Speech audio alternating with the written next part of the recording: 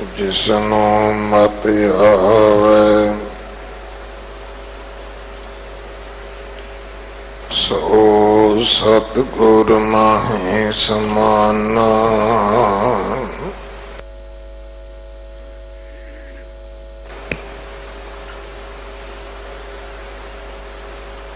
एह बाणी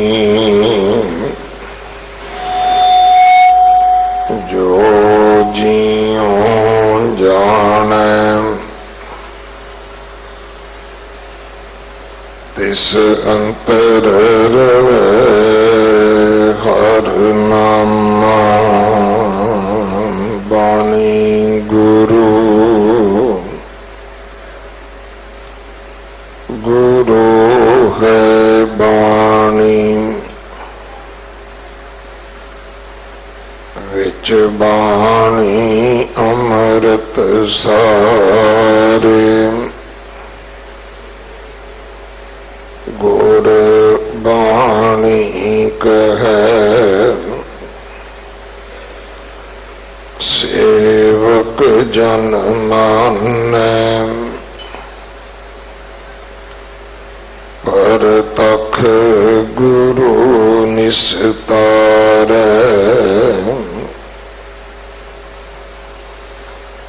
बाणी बिरलो विचार सी जे को गुरुमुख होए।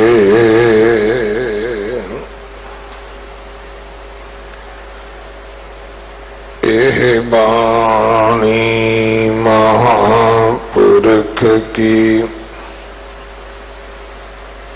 निज कर वासा होए।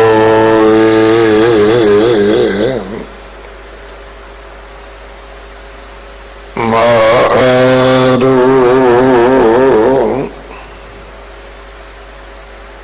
महल्ला पहला सतगुर सेवो शंक न कीजै।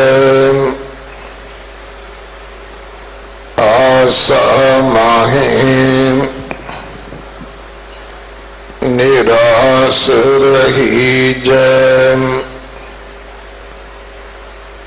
संसार दुख विनाशन सेवो फिर बहुड़ रोग ना लाया। साचे पावे तिस वडियाए।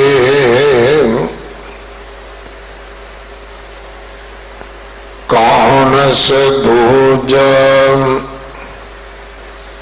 तिस समझ आए। हर गुर मूरत एका वरत। नानक हर गुर पाया। वाचै पुस्तक वेद पुराना। एक बह सुने सुनावे काना। अजगर कपट कहो क्यों खुले। बिन सतगुर तत ना पाया।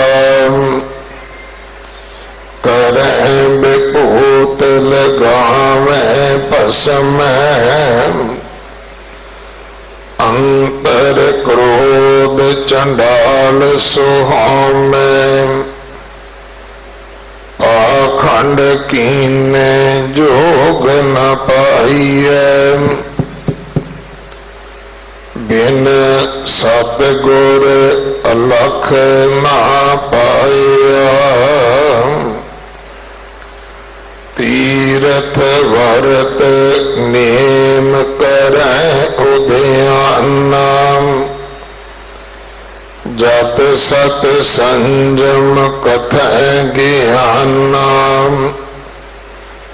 राम नाम बिन क्यों सुख पाइए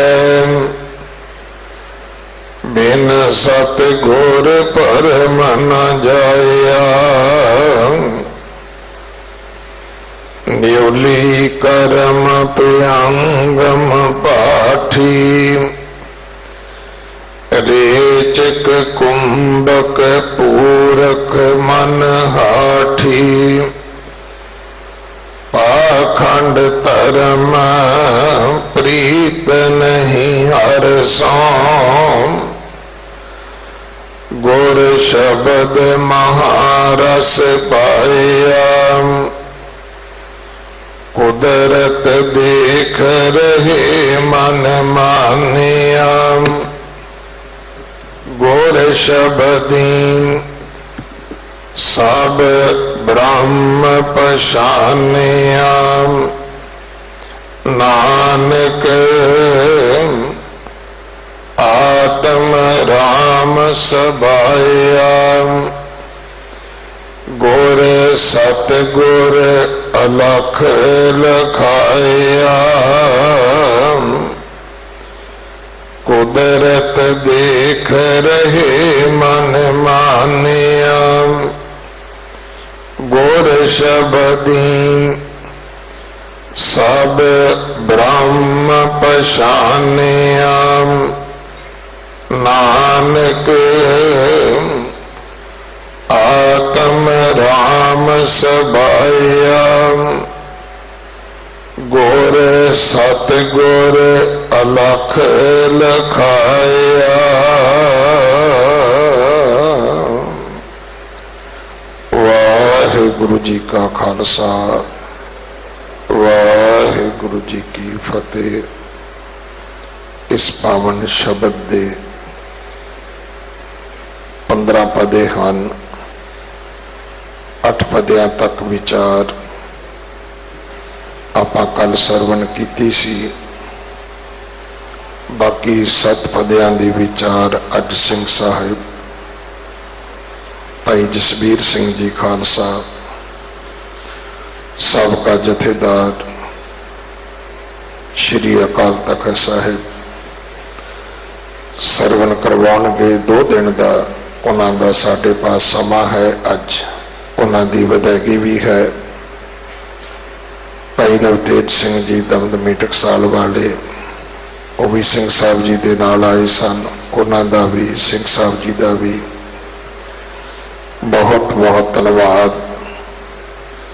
अज 29 तरीक शाम नूं कड़ा प्रसाद सेवक जथे वालों गुरु हरकृष्ण साहब महाराज जी दे पावन प्रकाश गुरपुरब नूं समर्पित विशेष कीर्तन समागम शाम नूं 7 बजे तो आरंभ होवेगा। रात तकरीबन 12 बजे तक। सो आप संगत नूं बेनती है आप जी ने हाजरियां भर के लाहा प्राप्त करना जी। वाहिगुरु जी का खालसा वाहिगुरु जी की फतेह।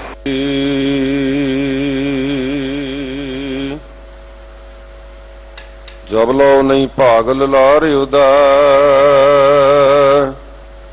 तब लो भ्रमते फिरदे पौतायो कल घोर समुंदर में बूढ़त थे कबहू मिट है नहीं रे पछतायो तत् विचार यह मथुरा जग तारण को अवतार बनायो जपियो जिन अर्जन देव गुरु फिर संकट जोन गर्भ नहीं आयो बाणी गुरु गुरु है बाणी विच बाणी अमृत सारे गुरबाणी कह सेवक जन मानै परतख गुरु निस्तारे सज्जन सच्चा पातशाह सिर साहां दै साहो जिस पास बैठिया सो हीयै सबना दा वेसाहो। सतनाम श्री वाहिगुरु साहिब जी। सेवहो सतगुर समुंद अथाह। वाहिगुरु जी का खालसा वाहिगुरु जी की फतेह। सरबत संगत फतेह हमेशा पाई गज के बोलिया करो। सरबत संगत गज के फतेह बुलाओ। वाहिगुरु जी का खालसा वाहिगुरु जी की फतेह। सतगुरु जी ने अपार कृपा रहमत की है। धन धन साहेब श्री गुरु हरकृष्ण साहब सच्चे पातशाह जी के चरण छोह स्थान गुरुद्वारा बंगला साहब विखे संगतां दर्शन दीदारे कर रही हैं। अमृत वेलों लैके ही बहुत सारिया गुरुकियां सिख संगतां बड़े प्रेम शरधा दे नाल सतगुरु पातशाह जी के कीर्तन नाल नितनेम नाल बाणी पाठ नाल जुड़ियां होईयां हन।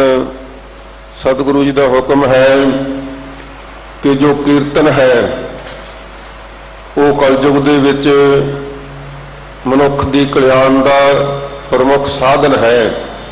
कलयुग में कीर्तन प्रधाना गुरमुख जपिए लाए ध्याना।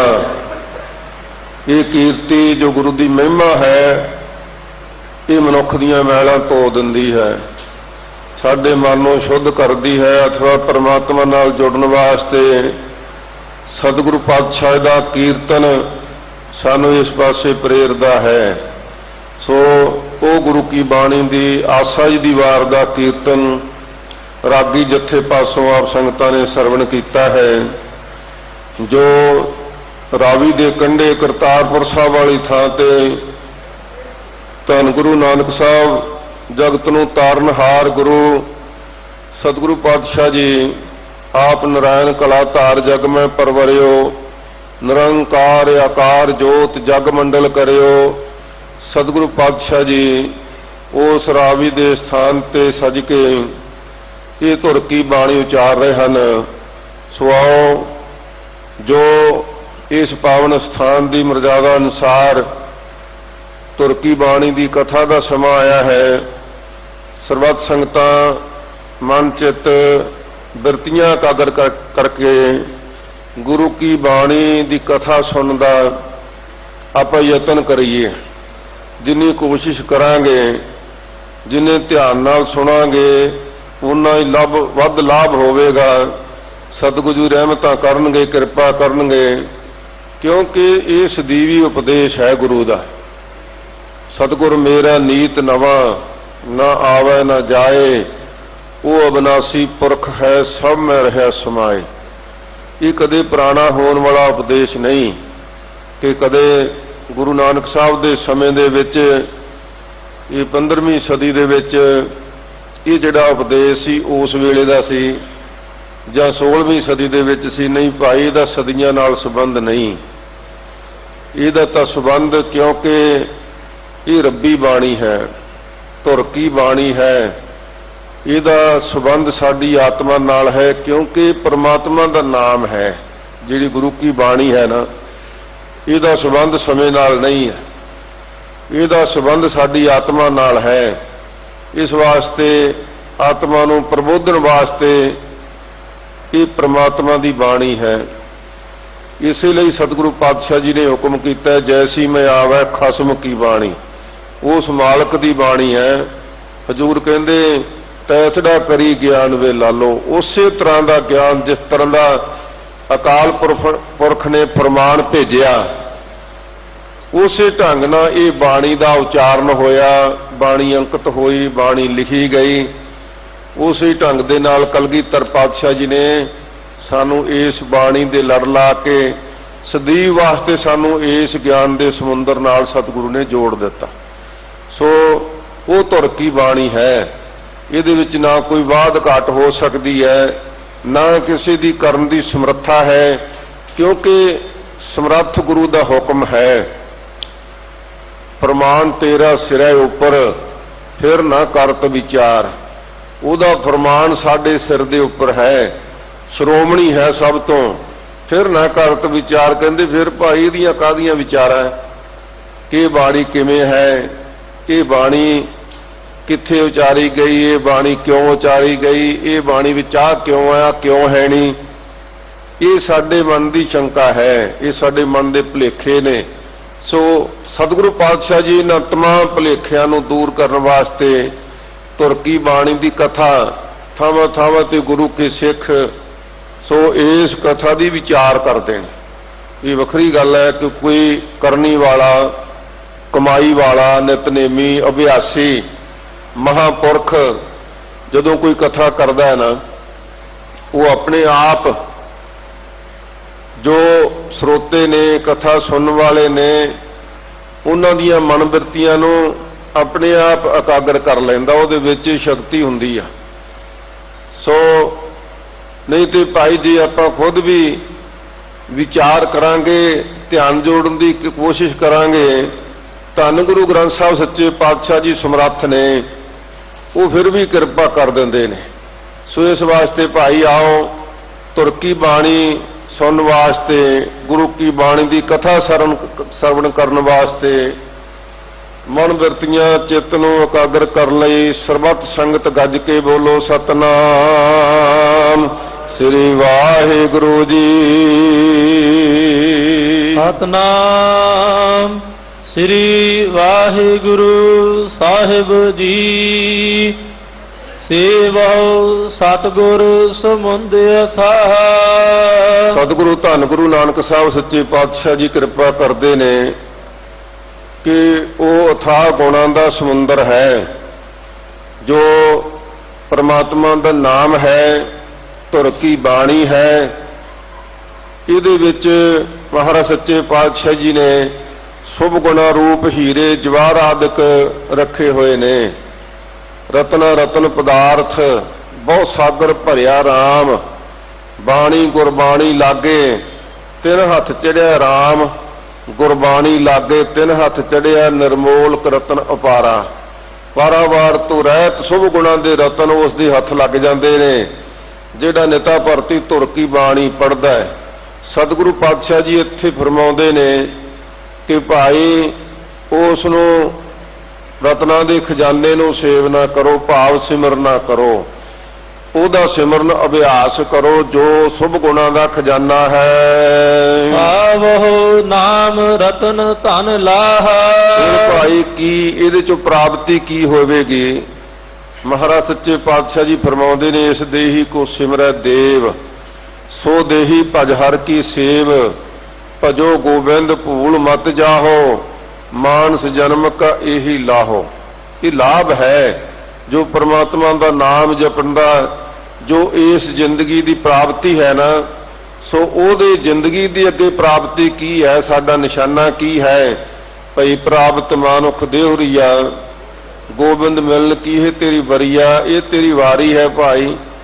ਇਸ ਵਾਸਤੇ ਮਹਾਰਾਜ ਸੱਚੇ ਪਾਤਸ਼ਾਹ ਜੀ ਫਰਮਾਉਂਦੇ ਨੇ ਕਿ ਭਾਈ ਉਸ ਰਤਨਾਂ ਦੇ ਖਜ਼ਾਨੇ ਦਾ ਜੇ ਅਸੀਂ ਸਿਮਰਨ ਕਰਾਂਗੇ, ਸੇਵਾ ਕਰਾਂਗੇ, ਤੇ ਉਹਦੇ ਤੋਂ ਇਹ ਲਾਭ ਪ੍ਰਾਪਤ ਹੋਵੇਗਾ ਸਾਨੂੰ। ਸ਼ੁਭ ਗੁਣ ਸਤ ਸੰਤੋਖ ਦਇਆ ਧੀਰਜ ਖਿਮਾ ਵਿਚਾਰ, ਇਹਨਾਂ ਸ਼ੁਭ ਗੁਣਾਂ ਦੀ ਪ੍ਰਾਪਤੀ ਹੋਵੇਗੀ। ਵਿਖਿਆ ਮਲ ਜਾਏ ਅੰਮ੍ਰਿਤ ਸਰ ਨਾਵ। ਫਿਰ ਭਾਈ ਜਿਹੜੀ ਮਾਇਆ ਕਾਲਖ ਦੀ ਸਾਡੇ ਉੱਪਰ ਮੈਲ ਲੱਗੀ ਹੋਈ ਹੈ ਨਾ, ਕਾਮ ਕ੍ਰੋਧ ਲੋਭ ਹੰਕਾਰ ਵਿਸ਼ਿਆਂ ਦੀ ਮੈਲ ਹੈ, ਸੋ ਉਹ ਮੈਲ ਦੂਰ ਹੋ ਜਾਵੇਗੀ।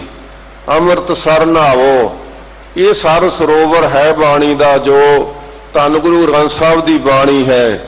ਤੇ ਪ੍ਰਤੱਖ ਵੀ ਭਾਈ ਜੋ ਧੰਨ ਗੁਰੂ ਅਰਜਨ ਸਾਹਿਬ ਸੱਚੇ ਪਾਤਸ਼ਾਹ ਜੀ ਨੇ ਡਿਠੇ ਸਭੇ ਥਾਵ ਨਹੀਂ ਤੁਧ ਜਿਹਿਆ, ਬੱਧੋ ਪੁਰਖ ਵਧਾਤੇ ਤਾਂ ਤੂੰ ਸੋਹਿਆ। ਉਹ ਪ੍ਰਤੱਖ ਗੁਰੂ ਕੀ ਬਾਣੀ ਜਿੱਥੇ 24 ਘੰਟੇ ਗੁਰੂ ਕੀ ਬਾਣੀ ਦਾ ਸਿਮਰਨ ਹੁੰਦਾ ਹੈ, ਉਹ ਬਹੁਤਾਤ ਸਮਾਂ ਗੁਰੂ ਕੀ ਬਾਣੀ ਦਾ ਕੀਰਤਨ ਹੁੰਦਾ ਹੈ। ਉਸ ਪਵਿੱਤਰ ਹਰਿਮੰਦਰ ਦੇ ਵਿੱਚ ਵੀ ਮਹਾਰਾਜ ਸੱਚੇ ਪਾਤਸ਼ਾਹ ਜੀ ਕਹਿੰਦੇ ਭਾਈ ਐਸਾ ਪਰਮਾਤਮਾ ਦਾ ਉਹ ਹਰਿਮੰਦਰ ਹੈ। ਜੇ ਉਸ ਪਵਿੱਤਰ ਸਰੋਵਰ ਦੇ ਵਿੱਚ ਇਸ਼ਨਾਨ ਕਰਾਂਗੇ ਤਾਂ ਸਾਡੇ ਜਨਮ ਜਨਮਾਂਤਰਾਂ ਦੀਆਂ ਜਿਹੜੀਆਂ ਵਖੇਪ ਮਲਾਂ ਹਨ, ਉਹ ਖਤਮ ਹੋ ਜਾਣਗੀਆਂ, ਕਿਉਂਕਿ ਅਸੀਂ ਇਸ ਬਾਰੇ ਨਹੀਂ ਜਾਣਦੇ। ਪਰ ਧੰਨ ਗੁਰੂ ਗ੍ਰੰਥ ਸਾਹਿਬ ਸੱਚੇ ਪਾਤਸ਼ਾਹ ਜੀ ਸਾਨੂੰ ਦਰਸਾਉਂਦੇ ਨੇ, ਜਨਮ ਜਨਮ ਕੀ ਇਸ ਮਨ ਕੋ ਮਲ ਲਾਗੀ, ਕਾਲਾ ਹੋਆ ਸਿਆਹੋ, ਖਨਲੀ ਧੋਤੀ ਉਜਲੀ ਨਾ ਹੋਵੇ, ਜੇ 100 ਧੋਵਣ ਪਾਵੋ। ਸਾਬਣ ਲਾ ਲਾ ਕੇ ਭਾਵਾਂ ਇਸ ਨੂੰ ਰੋਜ਼ ਨਵਾਈ ਜਾਈਏ, ਇਹਦੇ ਤੇ ਖੁਸ਼ਬੂਦਾਰ ਸੈਂਟ ਛਿੜਕ ਲਈਏ, ਪਰ ਜਿਹੜੀ ਅੰਦਰ ਦੀ ਮੈਲ ਹੈ ਨਾ, ਉਹ ਕਦੇ ਦੂਰ ਨਹੀਂ ਹੋ ਸਕਦੀ। ਤੇ ਜੇ ਭਾਈ ਅਸੀਂ ਉਸ ਗੁਰੂ ਦੇ ਹਰਿਮੰਦਰ, ਪਵਿੱਤਰ ਹਰਿਮੰਦਰ ਦੇ ਵਿੱਚ, ਸਰੋਵਰ ਦੇ ਵਿੱਚ ਇਸ਼ਨਾਨ ਕਰਾਂਗੇ ਤੇ ਉੱਥੋਂ ਸਾਨੂੰ ਸ਼ੁਭ ਗੁਣਾਂ ਦੀ ਦਾਤ ਪ੍ਰਾਪਤ ਹੋਵੇਗੀ। ਮਹਾਰਾਜ ਸੱਚੇ ਪਾਤਸ਼ਾਹ ਰਹਿਮਤਾਂ ਕਰ ਦੇਣਗੇ। ਪ੍ਰਤੱਖ ਰੂਪ ਦੇ ਵਿੱਚ ਵੀ ਦੇਖੋ ਭਾਈ, ਆ ਪਿਛਲੇ ਦਿਨੀ ਭਾਈ ਬਲਜੀਤ ਸਿੰਘ ਜੀ ਰਾਗੀ, ਜਿਨ੍ਹਾਂ ਦੀ 1964 ਦੇ ਵਿੱਚ ਨਿਗਾਹ ਚਲੀ ਗਈ ਸੀ, ਛੋਟੇ ਹੁੰਦਿਆਂ ਨਿਗਾਹ ਖਤਮ ਹੋ ਗਈ ਸੀ, ਤੇ ਉਹਨਾਂ ਨੇ ਲਗਭਗ 28-30 ਸਾਲ ਸ੍ਰੀ ਅਕਾਲ ਤਖਤ ਸਾਹਿਬ ਵਿਖੇ ਅੰਮ੍ਰਿਤ ਵੇਲੇ ਆਸਾ ਜੀ ਦੀ ਵਾਰ ਦੇ ਕੀਰਤਨ ਦੀ ਸੇਵਾ ਕੀਤੀ। ਸੂਰਮਾ ਸਿੰਘ ਸੀ। ਸੋ ਭਾਈ ਸੇਵਾ ਕਰਦਿਆਂ ਸੋ ਜਦੋਂ ਉਮਰ ਦੇ ਮੁਤਾਬਕ ਉਹਨਾਂ ਦੀ ਸੇਵਾ ਮੁਕਤੀ ਉੱਥੋਂ ਹੋ ਗਈ, ਫਿਰ ਵੀ ਮਨ ਦੇ ਵਿੱਚ ਤਮੰਨਾ ਲੱਗੀ ਰਹਿਣੀ ਹੈ, ਮਨਾ ਤੂੰ ਵਿਹਲੇ ਪੈ ਕੇ ਵੀ ਸਮਾਂ ਗੁਜ਼ਾਰਨਾ ਹੀ ਹੈ ਨਾ, ਤੇ ਇੱਕ ਸੰਗੀ ਸਾਥੀ ਨੂੰ ਨਾਲ ਲੈਣਾ, ਕਿਉਂਕਿ ਆਪ ਤੇ ਇਕੱਲੇ ਆ ਨਹੀਂ ਸਨ ਸਕਦੇ।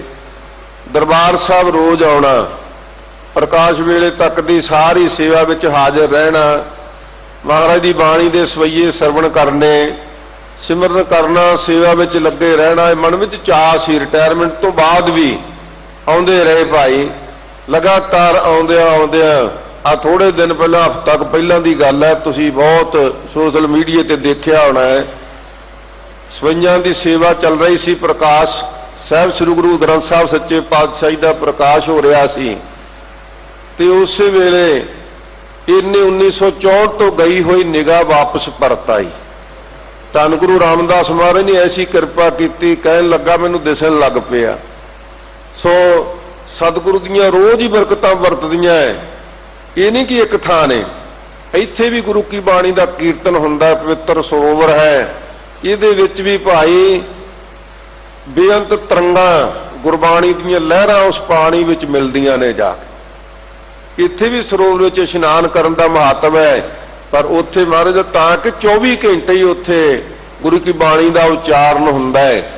ਆ ਜਲ ਜਿੱਥੇ ਸਤਿਗੁਰੂ ਧੰਨ ਗੁਰੂ 8ਮ ਪਾਤਸ਼ਾਹ ਜੀ ਨੇ, ਗੁਰੂ ਹਰਕ੍ਰਿਸ਼ਨ ਸਾਹਿਬ ਸੱਚੇ ਪਾਤਸ਼ਾਹ ਜੀ ਨੇ ਡਿਠੇ ਸਭੇ ਥਾਵ, ਨਹੀਂ ਤੁਧ ਜਿਹਿਆ ਬੱਧੋ ਪੁਰਖ ਵਧਾਤੇ ਤਾਂ ਤੂੰ ਸੋਹਿਆ। ਉਸ ਗੁਰੂ ਦੀ ਮਹਿਮਾ ਆਪਾਂ ਰੋਜ਼ ਸੁਣਦੇ ਆ, ਤੇ ਪਰ ਜੇ ਸਤਿਗੁਰੂ ਸੱਚੇ ਪਾਤਸ਼ਾਹ ਦੀ ਮਹਿਮਾ ਇੱਥੇ ਆਪਾਂ ਰੋਜ਼ ਦੇਖਦੇ ਆ, ਸ੍ਰੀ ਹਰਿਕ੍ਰਿਸ਼ਨ ਧਿਆਈਆ ਜਿਸ ਡਿਠੇ ਸਭ ਦੁੱਖ ਜਾਏ। ਅੱਜ ਜਿੰਨੀਆਂ ਡਾਕਟਰ ਇਲਾਜ ਕਹਿ ਕੇ ਬਿਮਾਰੀਆਂ ਤੋਂ ਮੋੜ ਦਿੰਦੇ ਨੇ, ਬੜੇ ਗੁਰਸਿੱਖ, ਬੜੇ ਗੈਰ ਸਿੱਖ ਸ਼ਰਧਾਲੂ ਮਿਲਦੇ ਰਹਿੰਦੇ ਨੇ ਕਿ ਸਾਨੂੰ ਗੁਰੂ ਹਰਕ੍ਰਿਸ਼ਨ ਸਾਹਿਬ ਸੱਚੇ ਪਾਤਸ਼ਾਹੀ ਦੇ ਇਸ ਚਬੱਚੇ ਵਿੱਚੋਂ ਅੰਮ੍ਰਿਤ ਲੈ ਕੇ, ਜਲ ਲੈ ਕੇ ਸਾਡੀ ਬਿਮਾਰੀ ਖਤਮ ਹੋ ਗਈ। ਇਹ ਸਾਡਾ ਦੋਸਤ ਮੁਸਲਮਾਨ ਸੀ, ਉਹ ਕਹਿੰਦਾ ਮੇਰੀ 8 ਸਾਲ ਦੀ ਲੜਕੀ ਨੂੰ ਚੇਚਕ ਹੋ ਗਈ। ਕਹਿੰਦੇ ਮੈਨੂੰ ਕਿਸੇ ਨੇ ਦੱਸਿਆ ਕਿ ਤੂੰ 1 ਮਹੀਨਾ ਲਗਾਤਾਰ ਬਿਨਾਂ ਨਾਗਾ ਗੁਰੂ ਹਰਕ੍ਰਿਸ਼ਨ ਸਾਹਿਬ ਸੱਚੇ ਪਾਤਸ਼ਾਹੀ ਦੇ ਇਸ ਦਰਬਾਰ ਚ ਆਇਆ ਕਰ, ਤੇ ਇਥੋਂ ਉਸ ਲੜਕੀ ਨੂੰ ਜਲ ਵੀ ਛਕਾਇਆ ਕਰ, ਨਾਲ ਵੀ ਲੈ ਜਾਇਆ ਕਰ। ਕਹਿੰਦਾ ਮੇਰੇ ਮਨ ਦੀ ਤਮੰਨਾ ਹੋਈ, ਮੈਂ 1 ਮਹੀਨਾ ਨਹੀਂ, ਮੈਂ ਲਗਾਤਾਰ ਆਉਂਦਾ ਹੀ ਰਿਹਾ। ਸੋ ਕਹਿੰਦਾ ਐਸੀ ਸਤਿਗੁਰੂ ਦੀ ਕਿਰਪਾ ਹੋਈ, ਇੱਕ ਦਾਗ ਵੀ ਨਹੀਂ ਰਿਹਾ ਚੇਚਕ ਦਾ, ਸਾਰੀ ਬਿਮਾਰੀ ਵੀ ਦੂਰ ਹੋ ਗਈ। ਕਹਿੰਦਾ ਮੈਂ ਬੜੇ ਲੋਕਾਂ ਨੂੰ ਦੱਸਿਆ ਕਿ ਇਹ ਪ੍ਰਤੱਖ ਜਾਰਾ ਅੱਲਾਹ ਖੁਦਾ ਇਸ ਜਗ੍ਹਾ ਤੇ ਵਸਦਾ ਹੈ, ਪ੍ਰਤੱਖ ਬਿਮਾਰੀਆਂ ਦਾ, ਦੁੱਖਾਂ ਦਾ, ਕਲੇਸ਼ਾਂ ਦਾ ਨਾਸ਼ ਕਰਦਾ ਹੈ। ਸੋ ਸਤਿਗੁਰੂ ਪਾਤਸ਼ਾਹ ਦੀਆਂ ਇਹ ਰਹਿਮਤਾਂ ਭਾਈ, ਕਿਉਂਕਿ ਸਤਿਗੁਰ ਹੱਥ ਵਡਿਆਈਆਂ ਜਿਸ ਭਾਵੈ ਤਿਸ ਦੇ, ਉਹ ਤੇ ਜਿਹੜਾ ਵੀ ਭਾਵਨਾ ਰੱਖਦਾ ਹੈ ਉਹਨੂੰ ਇਹ ਵਡਿਆਈਆਂ ਬਖਸ਼ ਦਿੰਦਾ ਹੈ। ਸਤਿਗੁਰੂ ਸੱਚੇ ਪਾਤਸ਼ਾਹ ਜੀ ਫਰਮਾਉਂਦੇ ਨੇ ਕਿ ਐਸਾ ਹਰੀ ਮੰਦਰ ਹੈ ਜਿਹਦੇ ਵਿੱਚ ਪ੍ਰਮਾਤਮਾ ਦੇ ਨਾਮ ਦੀਆਂ ਵਡਿਆਈਆਂ ਹਨ। ਸਤਿਗੁਰੂ ਨੇ ਸਰੀਰ ਨੂੰ ਵੀ ਹਰਮੰਦਰ ਕਿਹਾ ਹੈ, ਇਹੋ ਸਰੀਰ ਹਰਮੰਦਰ ਹੈ, ਹਰਮੰਦਰ ਇਹੋ ਸਰੀਰ ਹੈ। ਸੋ ਉੱਥੇ ਮਹਾਰਾਜ ਸੱਚੇ ਪਾਤਸ਼ਾਹ ਨੇ ਸਾਡਾ ਭੁਲੇਖਾ ਵੀ ਕੱਢਿਆ, ਮਨਮੁਖ ਮੂਲ ਨਾ ਜਾਣਨੀ ਮਾਨਸ ਹਰਮੰਦਰ ਨਾ ਹੋਏ। ਹੁਣ ਵੇਖਣ ਨੂੰ ਐਂ ਲੱਗਦਾ ਹੈ ਕਿ ਇਹ ਦੋਨੇ ਪੰਕਤੀਆਂ ਇਕੱਠੀਆਂ ਹੀ ਨੇ ਤੇ ਪਰ ਆਪਸ ਵਿੱਚ ਦੀ ਇਹ ਸ਼ਾਇਦ ਕੋਈ ਅੰਤਰ ਰੱਖਦੀਆਂ ਨੇ। ਨਹੀਂ ਭਾਈ, ਹਰਮੰਦਰ ਇਹੋ ਸਰੀਰ ਹੈ, ਉੱਥੇ ਸਰੀਰ ਦੇ ਰਾਰੇ ਨੂੰ ਅਖੀਰ ਵਿੱਚ ਔਂਕੜ ਹੈ ਕਿ ਇਸ ਸਰੀਰ ਦੇ ਨਾਲ ਗਿਆਨ ਰਤਨ ਪ੍ਰਾਪਤ ਹੁੰਦਾ ਹੈ। ਉਹ ਗਿਆਨ ਰਤਨ ਜਿੱਥੇ ਪਿਆ ਹੈ ਉਹ ਹਰਿਮੰਦਰ ਹੈ। ਮਹਾਰਾਜ ਕਹਿੰਦੇ ਇਹ ਮਾਨਸ ਜਨਮ ਜਿਹੜਾ ਮਾਨਸ ਹੈ ਨਾ, ਇਹਨੂੰ ਹਰਿਮੰਦਰ ਸਮਝ ਕੇ ਨਾ ਮੱਥੇ ਟੇਕੀ ਜਾਇਓ, ਕਿਉਂਕਿ ਇਹਦੇ ਦੁਆਰਾ ਉਸ ਹਰਿਮੰਦਰ ਦੀ ਪ੍ਰਾਪਤੀ ਹੁੰਦੀ ਜਿੱਥੇ ਪਰਮਾਤਮਾ ਦੇ ਸ਼ੁਭ ਰਤਨ ਪਏ ਨੇ। ਇਸ ਕਰਕੇ ਇਸ ਸਰੀਰ ਨੂੰ ਵੀ ਹਰਿਮੰਦਰ ਕਿਹਾ ਹੈ। ਇਸ ਕਰਕੇ ਵੀ ਕਿਹਾ ਹੈ ਕਿ ਭਾਈ ਇਹ ਜੈਸਾ ਪਰਮਾਤਮਾ ਨੇ ਆਪਾਂ ਨੂੰ ਇਹ ਹਰਿਮੰਦਰ ਦਿੱਤਾ ਹੈ, ਜਿਹਦੇ ਦੁਆਰਾ ਆਪਾਂ ਪਰਮਾਤਮਾ ਤੱਕ ਪਹੁੰਚਣਾ ਹੈ, ਇਹਦੇ ਵਿੱਚ ਖਿਆਮਤਾਂ ਨਾ ਪਾਇਓ। ਮਹਾਰਾਜ ਦੀ ਬਾਣੀ ਵਿੱਚ ਹੁਕਮ ਹੈ, ਜੈਸੀ ਉਪਜੀ ਪੇੜ ਤੇ ਜੋ ਤੈਸੀ ਨਿਭ ਹੈ ਓੜ, ਹੀਰਾ ਕਿਸਕਾ ਵਾਪਰਾ ਪੁੱਜੈ ਨਾ ਰਤਨ ਕਰੋੜ। ਇਸ ਹਰਿਮੰਦਰ ਨੂੰ ਮਹਾਰਾਜ ਨੇ ਸਾਜਿਆ ਸਮੇਂ ਮੁਤਾਬਕ। ਇਹਦੇ ਮੁਖ ਤੇ ਦਾੜੀ ਆਈ, ਸਮੇਂ ਮੁਤਾਬਕ ਉਹ ਦਾੜਾ ਫਿਰ ਦੁੱਧਵਾਨ ਹੋ ਗਿਆ। ਸੋ ਸਮੇਂ ਦੇ ਨਾਲ ਨਾਲ ਕੁਦਰਤ ਵਰਤਦੀ ਹੈ ਤੇ ਮਨੁੱਖ ਆਪਣਾ ਯਤਨ ਕਰਦਾ ਹੈ। ਦਾੜਾ ਆਇਆ ਤੇ ਦਾੜਾ ਕਟਵਾ ਦਿੱਤਾ, ਖੇਡਣ ਲੱਗਾ ਨਾ ਕੁਦਰਤ ਦੇ ਬਰਾਬਰ ਮੁਕਾਬਲੇ ਵਿੱਚ। ਨਹੀਂ ਭਾਈ, ਇਸ ਲਈ ਸਾਨੂੰ ਗੁਰਸਿੱਖਾਂ ਨੂੰ ਮਹਾਰਾਜ ਨੇ ਰਹਿਤ ਬਖਸ਼ੀ, ਰਹਿਤ ਕਿਹਾ ਕਿ ਇਸ ਰਹਿਤ ਦੇ ਵਿੱਚ ਪ੍ਰਪੱਕ ਰਹਿਣਾ ਗੁਰੂ ਕੇ ਸਿੱਖੋ। ਸਤਿਗੁਰੂ ਦੀ ਫੇਰ ਰਹਿਮਤ ਹੋਵੇਗੀ, ਭਾਵ ਇਹ ਸਰੀਰ ਦੀ ਇਮਾਨਤ ਨਾਲ ਖਿਆਮਤ ਨਹੀਂ ਕਰਨੀ, ਉਸੇ ਤਰ੍ਹਾਂ ਦੀ ਬਨਾਵਟ ਰੱਖਣੀ ਜੈਸੀ ਸਤਿਗੁਰੂ ਦੇਵੇਗਾ, ਅਕਾਲ ਪੁਰਖ ਨੇ ਸਾਨੂੰ ਜਿਸ ਤਰ੍ਹਾਂ ਭੇਜਿਆ ਹੈ। ਸੋ ਇਸ ਵਾਸਤੇ ਮਹਾਰਾਜ ਸੱਚੇ ਪਾਤਸ਼ਾਹ ਜੀ ਫਰਮਾਉਂਦੇ ਨੇ ਕਿ ਇਹ ਨਾਮ ਰੂਪ ਪਰਮਾਤਮਾ ਦੀ ਬਾਣੀ, ਇਹ ਹਰਿਮੰਦਰ ਸਰੋਵਰ ਪਵਿੱਤਰ ਮਹਾਰਾਜ ਸੱਚੇ ਪਾਤਸ਼ਾਹ ਦੇ ਲਵਾ ਲਵ ਨਾਲ ਨਾਲ ਭਰਿਆ ਹੋਇਆ ਇਹ ਸਰੋਵਰ ਹੈ। ਗੁਰ ਸਰ ਸੰਤੋਖ ਪਾਇਆ। ਫਿਰ ਕਹਿੰਦੇ ਭਾਈ ਇਸ ਸਰ ਵਿੱਚੋਂ, ਇਸ ਤਲਾਬ ਵਿੱਚੋਂ, ਇਹ ਸਮੁੰਦਰ ਵਿੱਚੋਂ ਕੀ ਪ੍ਰਾਪਤ ਕੀਤਾ? ਕਹਿੰਦੇ ਭਾਈ ਸੰਤੋਖ ਵਰਗੇ ਸ਼ੁਭ ਗੁਣ, ਸਤ ਸੰਤੋਖ ਵਰਗੇ ਸ਼ੁਭ ਗੁਣ ਇਸ ਬਾਣੀ ਪੜਨ ਵਾਲੇ ਗੁਰਸਿੱਖਾਂ ਨੂੰ ਪ੍ਰਾਪਤ ਹੋ ਜਾਂਦੇ ਨੇ। ਸਤਿਗੁਰ ਸੇਵਹੁ ਸੰਕ ਨਾ ਕੀਜੈ। ਕਹਿੰਦੇ ਭਾਈ ਸਤਿਗੁਰੂ ਦੇ ਉੱਪਰ ਸ਼ੰਕਾ ਨਾ ਕਰੋ। ਅੱਲਾ ਪਾਕੋਂ ਪਾਕ ਹੈ, ਸ਼ੱਕ ਕਰੋ ਜੇ ਦੂਸਰ ਹੋਏ। ਜੇ ਤਾਂ ਭਾਈ ਦੂਸਰਾ ਕੋਈ ਹੋਰ ਹੋਵੇ ਨਾ ਬਰਾਬਰ, ਵੀ ਸਾਡਾ ਇੱਕ ਤੇ ਗੁਰੂ ਗ੍ਰੰਥ ਸਾਹਿਬ ਗੁਰੂ ਹੈ, ਕੋਈ ਹੋਰ ਵੀ ਹੈ ਨਾ ਭਾਈ, ਇੱਕੋ ਇੱਕ ਗੁਰੂ ਹੈ, ਇੱਕੋ ਅਕਾਲ ਪੁਰਖ ਦੀ ਬਾਣੀ ਹੈ। ਸੋ ਇਸ ਵਾਸਤੇ ਮਹਾਰਾਜ ਕਹਿੰਦੇ ਭਾਈ ਸੇਵਾ ਕਰੋ, ਸਿਮਰਨ ਕਰੋ, ਸ਼ੰਕਾ ਨਾ ਕਰੋ। ਜੇ ਮਨ ਦੇ ਵਿੱਚ ਸ਼ੰਕਾ ਆ ਗਈਆਂ ਨਾ ਤੇ ਫਿਰ ਇਹ ਸ਼ੰਕਾਵਾਂ ਸਾਨੂੰ ਬਦਬੂ ਤੱਕ ਲੈ ਜਾਂਦੀਆਂ। ਸੋ ਰਹੋ ਵਿਚਾਰ ਸਮਾਂ ਉਹਨਾਂ ਕਿ ਭਾਈ ਜਿਹੜੀ ਪ੍ਰਾਤਨ ਬੋਲੇ ਸੀ ਨਾ ਸਿੱਖਾਂ ਦੇ, ਸੋ ਕਹਿੰਦੇ ਸੀ ਲਘੂ ਸ਼ੰਕਾ ਹੈ। ਜੇ ਕਿਸੇ ਨੇ ਸ਼ਰਲਾ ਮਾਰਨਾ ਹੋਵੇ ਕਹਿੰਦੇ ਲਘੂ ਸ਼ੰਕਾ, ਤੇ ਜੇ ਕਿਸੇ ਨੇ ਟਾਇਲਟ ਜਾਣਾ ਹੁੰਦਾ ਸੀ ਤੇ ਉਹਨੂੰ ਕਹਿ ਦਿੰਦੇ ਸੀ ਇਹ ਦੀਰਘ ਸ਼ੰਕਾ ਹੈ। ਇਹ ਸਰੀਰ ਦੀਆਂ ਕਿਰਿਆਵਾਂ ਦੇ ਨਾਮ ਸੀ। ਤੇ ਜੇ ਇਹ ਸ਼ੰਕਾਵਾਂ ਦੂਰ ਨਾ ਕਰਨ ਤੇ ਉਹ ਸਰੀਰ ਦੇ ਵਿੱਚੋਂ ਵੀ ਜਿਹੜੇ ਇਸਦੇ ਗੋਲਕਾਂ ਨੇ ਇਹਦੇ ਵਿੱਚੋਂ ਬਦਬੂ ਪੈਦਾ ਹੋ ਜਾਂਦੀ ਹੈ। ਸੋ ਸਾਡੀ ਬੁੱਧੀ ਵੀ ਭਾਈ ਇਸੇ ਤਰ੍ਹਾਂ ਦੀ ਹੈ। ਜੇ ਇਹਦੇ ਵਿੱਚ ਲਘੂ ਸ਼ੰਕਾ, ਦੀਰਘ ਸ਼ੰਕਾ ਇਹਦੇ ਵਿੱਚੋਂ ਦੂਰ ਨਾ ਹੋਈ ਤੇ ਇਹਦੇ ਵਿੱਚੋਂ ਫਿਰ ਤਰਕ ਦੀ ਬਦਬੂ ਪੈਦਾ ਹੋ ਜਾਏ। ਨਹੀਂ, ਇਹ ਬਦਬੂ ਦੂਰ ਕਰਨੀ ਚਾਹੀਦੀ ਹੈ। ਸ਼ੰਕ ਨਾ ਕੀਜਾ, ਕਹਿੰਦੇ ਲੇਸ ਮੰਤਰ ਵੀ ਗੁਰੂ ਦੇ ਉੱਪਰ ਸ਼ੰਕਾ ਨਹੀਂ ਕਰਨੀ ਕਿ ਇਸ ਤਰ੍ਹਾਂ ਕਿਵੇਂ ਹੋ ਸਕਦਾ ਹੈ। ਹਰਮੰਦਰ ਦੇ ਵਿੱਚ ਇਹ ਸ਼ਕਤੀਆਂ ਕਿੱਥੋਂ ਆ ਗਈਆਂ, ਅੰਮ੍ਰਿਤ ਸਰੋਵਰ ਦੇ ਵਿੱਚ ਇਹ ਸ਼ਕਤੀ ਕਿੱਥੋਂ ਆ ਗਈ, ਕਿਵੇਂ ਆ ਗਈ, ਇਹ ਸ਼ੰਕਾ ਨਹੀਂ ਕਰਨੀ। ਜਿਹੜੀਆਂ ਪ੍ਰਤੱਖ ਹੀ ਵਾਪਰ ਰਹੀਆਂ ਭਾਈ, ਆਪਾਂ ਤਾਂ ਸੁਣਿਆ ਸੀ ਨਾ ਕਿ ਇੱਥੇ ਬੀਬੀ ਰਜਨੀ ਦਾ ਪਤੀ ਪਿੰਗਲਾ ਕੋਹੜੀ ਠੀਕ ਹੋ ਗਿਆ, ਤਾਂ ਸੁਣਿਆ ਸੀ, ਝੂਠ ਤਾਂ ਨਹੀਂ, ਪਰ ਆਪਾਂ ਦੇਖਿਆ ਤਾਂ ਨਹੀਂ ਨਾ। ਤੇ ਅੱਜ ਤਾਂ ਆਪਾਂ ਬਹੁਤ ਕੁਝ ਸਾਹਮਣੇ ਦੇਖ ਰਹੇ ਹਾਂ। ਨਾਸਾ ਵਰਗੀਆਂ ਇੰਸਟੀਚਿਊਟ ਦੇ ਜਿਹੜੇ ਵਿਗਿਆਨੀ ਸੀ, ਉਹ ਭਾਰਤ ਵਾਸੂ ਵਰਗੇ ਲੋਕ ਜਿਹੜੇ ਵਿਗਿਆਨੀ ਇਸ ਕੁਦਰਤ ਦੇ ਕ੍ਰਿਸ਼ਮਿਆਂ ਦੇ ਉੱਪਰ ਸ਼ਰਧਾ ਵੀ ਨਹੀਂ ਰੱਖਦੇ, ਉਹਨਾਂ ਉੱਪਰ ਵੀ ਅਕਾਲ ਪੁਰਖ ਨੇ ਐਸੀ ਕਿਰਪਾ ਕਰ ਦਿੱਤੀ, ਕੈਂਸਰ ਵਰਗੇ ਰੋਗ ਦੂਰ ਕਰ ਦਿੱਤੇ। ਸ਼ੰਕਾ ਨਹੀਂ ਕਰਨੀ ਭਾਈ, ਪ੍ਰਤੱਖ ਵਾਪਰ ਰਹੀਆਂ ਸ਼ਕਤੀਆਂ ਹੈ। ਪੂਰੀ ਹੋਈ ਕਰਾਮਾਤ, ਆਪ ਸਿਰਜਣਹਾਰ ਹੈ ਧਾਰਿਆ। ਸੋ ਇਸ ਵਾਸਤੇ ਪੂਰੇ ਗੁਰੂ ਦੇ ਉੱਪਰ ਸ਼ੰਕਾ ਨਹੀਂ ਕਰਨੀ। ਜੋ ਸਾਨੂੰ ਉਪਦੇਸ਼ ਦਿੱਤਾ ਹੈ ਉਸ ਢੰਗ ਦੇ ਨਾਲ ਨਿਤਾ ਪ੍ਰਤੀ ਜੋ ਸਤਿਗੁਰੂ ਦਾ ਉਪਦੇਸ਼ ਹੈ, ਅੰਮ੍ਰਿਤ ਵੇਲੇ ਉੱਠਣਾ, ਇਸ਼ਨਾਨ ਕਰਨਾ, ਨਿਤਨੇਮ ਕਰਨਾ, ਗੁਰੂ ਦੇ ਦੁਆਰੇ ਤੇ ਆਉਣਾ, ਸੰਗਤ ਕਰਨੀ, ਦਸਾਂ ਨੌਆਂ ਦੀ ਕਿਰਤ ਕਰਨੀ, ਧਰਮ ਲਈ ਦਸਵੰਧ ਕੱਢਣਾ, ਇਹ ਭਾਈ ਗੁਰੂ ਦਾ ਹੁਕਮ ਹੈ, ਸ਼ੰਕਾ ਨਹੀਂ ਕਰਨੀ। ਆਸਾ ਮਾਹਿ ਨਿਰਾਸ ਰਹੀਜੈ। ਆਸਾ ਤੇ ਤ੍ਰਿਸ਼ਨਾ ਨੇ ਇਹ ਬੜੀਆਂ ਗੁੰਝਲਦਾਰ ਸਰੀਰ ਦੇ ਵਿੱਚ ਅੱਗੇ ਤੋਂ ਅੱਗੇ ਆਸਾ ਵੱਧਦੀਆਂ ਜਾਂਦੀਆਂ ਨੇ। ਸੋ ਧਨ ਦੀ ਆਸਾ ਲੱਗ ਜਾਂਦੀ ਹੈ, ਫਿਰ ਉਸ ਦੀ ਬਹੌਲਤਾ ਦੀ ਆਸਾ ਲੱਗ ਜਾਂਦੀ ਹੈ। ਸਹਿਸ ਘਟੇ ਲਾਕੋੜ ਧਾਵੈ, ਤ੍ਰਿਪਤ ਨਾ ਆਵੈ ਮਾਇਆ ਪਾਛੈ ਪਾਵੈ। ਫਿਰ ਭਾਈ ਇਸ ਤਰ੍ਹਾਂ ਦੀ ਆਸਾ ਵੱਧਦੀ ਜਾਂਦੀ ਹੈ। ਮਹਾਰਾਜ ਕਹਿੰਦੇ ਇਹਨਾਂ ਤੋਂ ਨਿਰਾਸ਼ ਹੋ ਗਏ, ਭਾਵੇਂ ਇਹਨਾਂ ਦੀ ਤ੍ਰਿਪਤੀ ਤੋਂ ਮਨ ਦੇ ਵਿੱਚ ਸੰਤੋਖ ਰੱਖੇ। ਸੰਤੋਖ ਰੱਖੇਗਾ ਤੇ ਫਿਰ ਇਹਨਾਂ ਆਸਾਂ ਦੀ ਵੀ ਤ੍ਰਿਪਤੀ ਹੋ ਜਾਵੇਗੀ। ਸੋ ਇਸ ਲਈ ਸਤਿਗੁਰੂ ਸੱਚੇ ਪਾਤਸ਼ਾਹ ਜੀ ਫਰਮਾਉਂਦੇ ਨੇ ਕਿ ਜਿਹੜੀ ਆਸਾ ਹੈ ਇਹਦੇ ਤੋਂ ਵੀ ਨਿਰਾਸ਼ ਅਵਸਥਾ ਦੇ ਵਿੱਚ ਰਹਿਣਾ ਚਾਹੀਦਾ ਹੈ। ਸੰਸਾ ਦੁਖ ਬਿਨਾਸਨ ਸੇਵਹੁ। ਸੋ ਭਾਈ ਸੰਸ਼ੇ ਨੂੰ ਦੂਰ ਕਰਨ ਵਾਲੀ ਗੁਰੂ ਕੀ ਬਾਣੀ ਹੈ।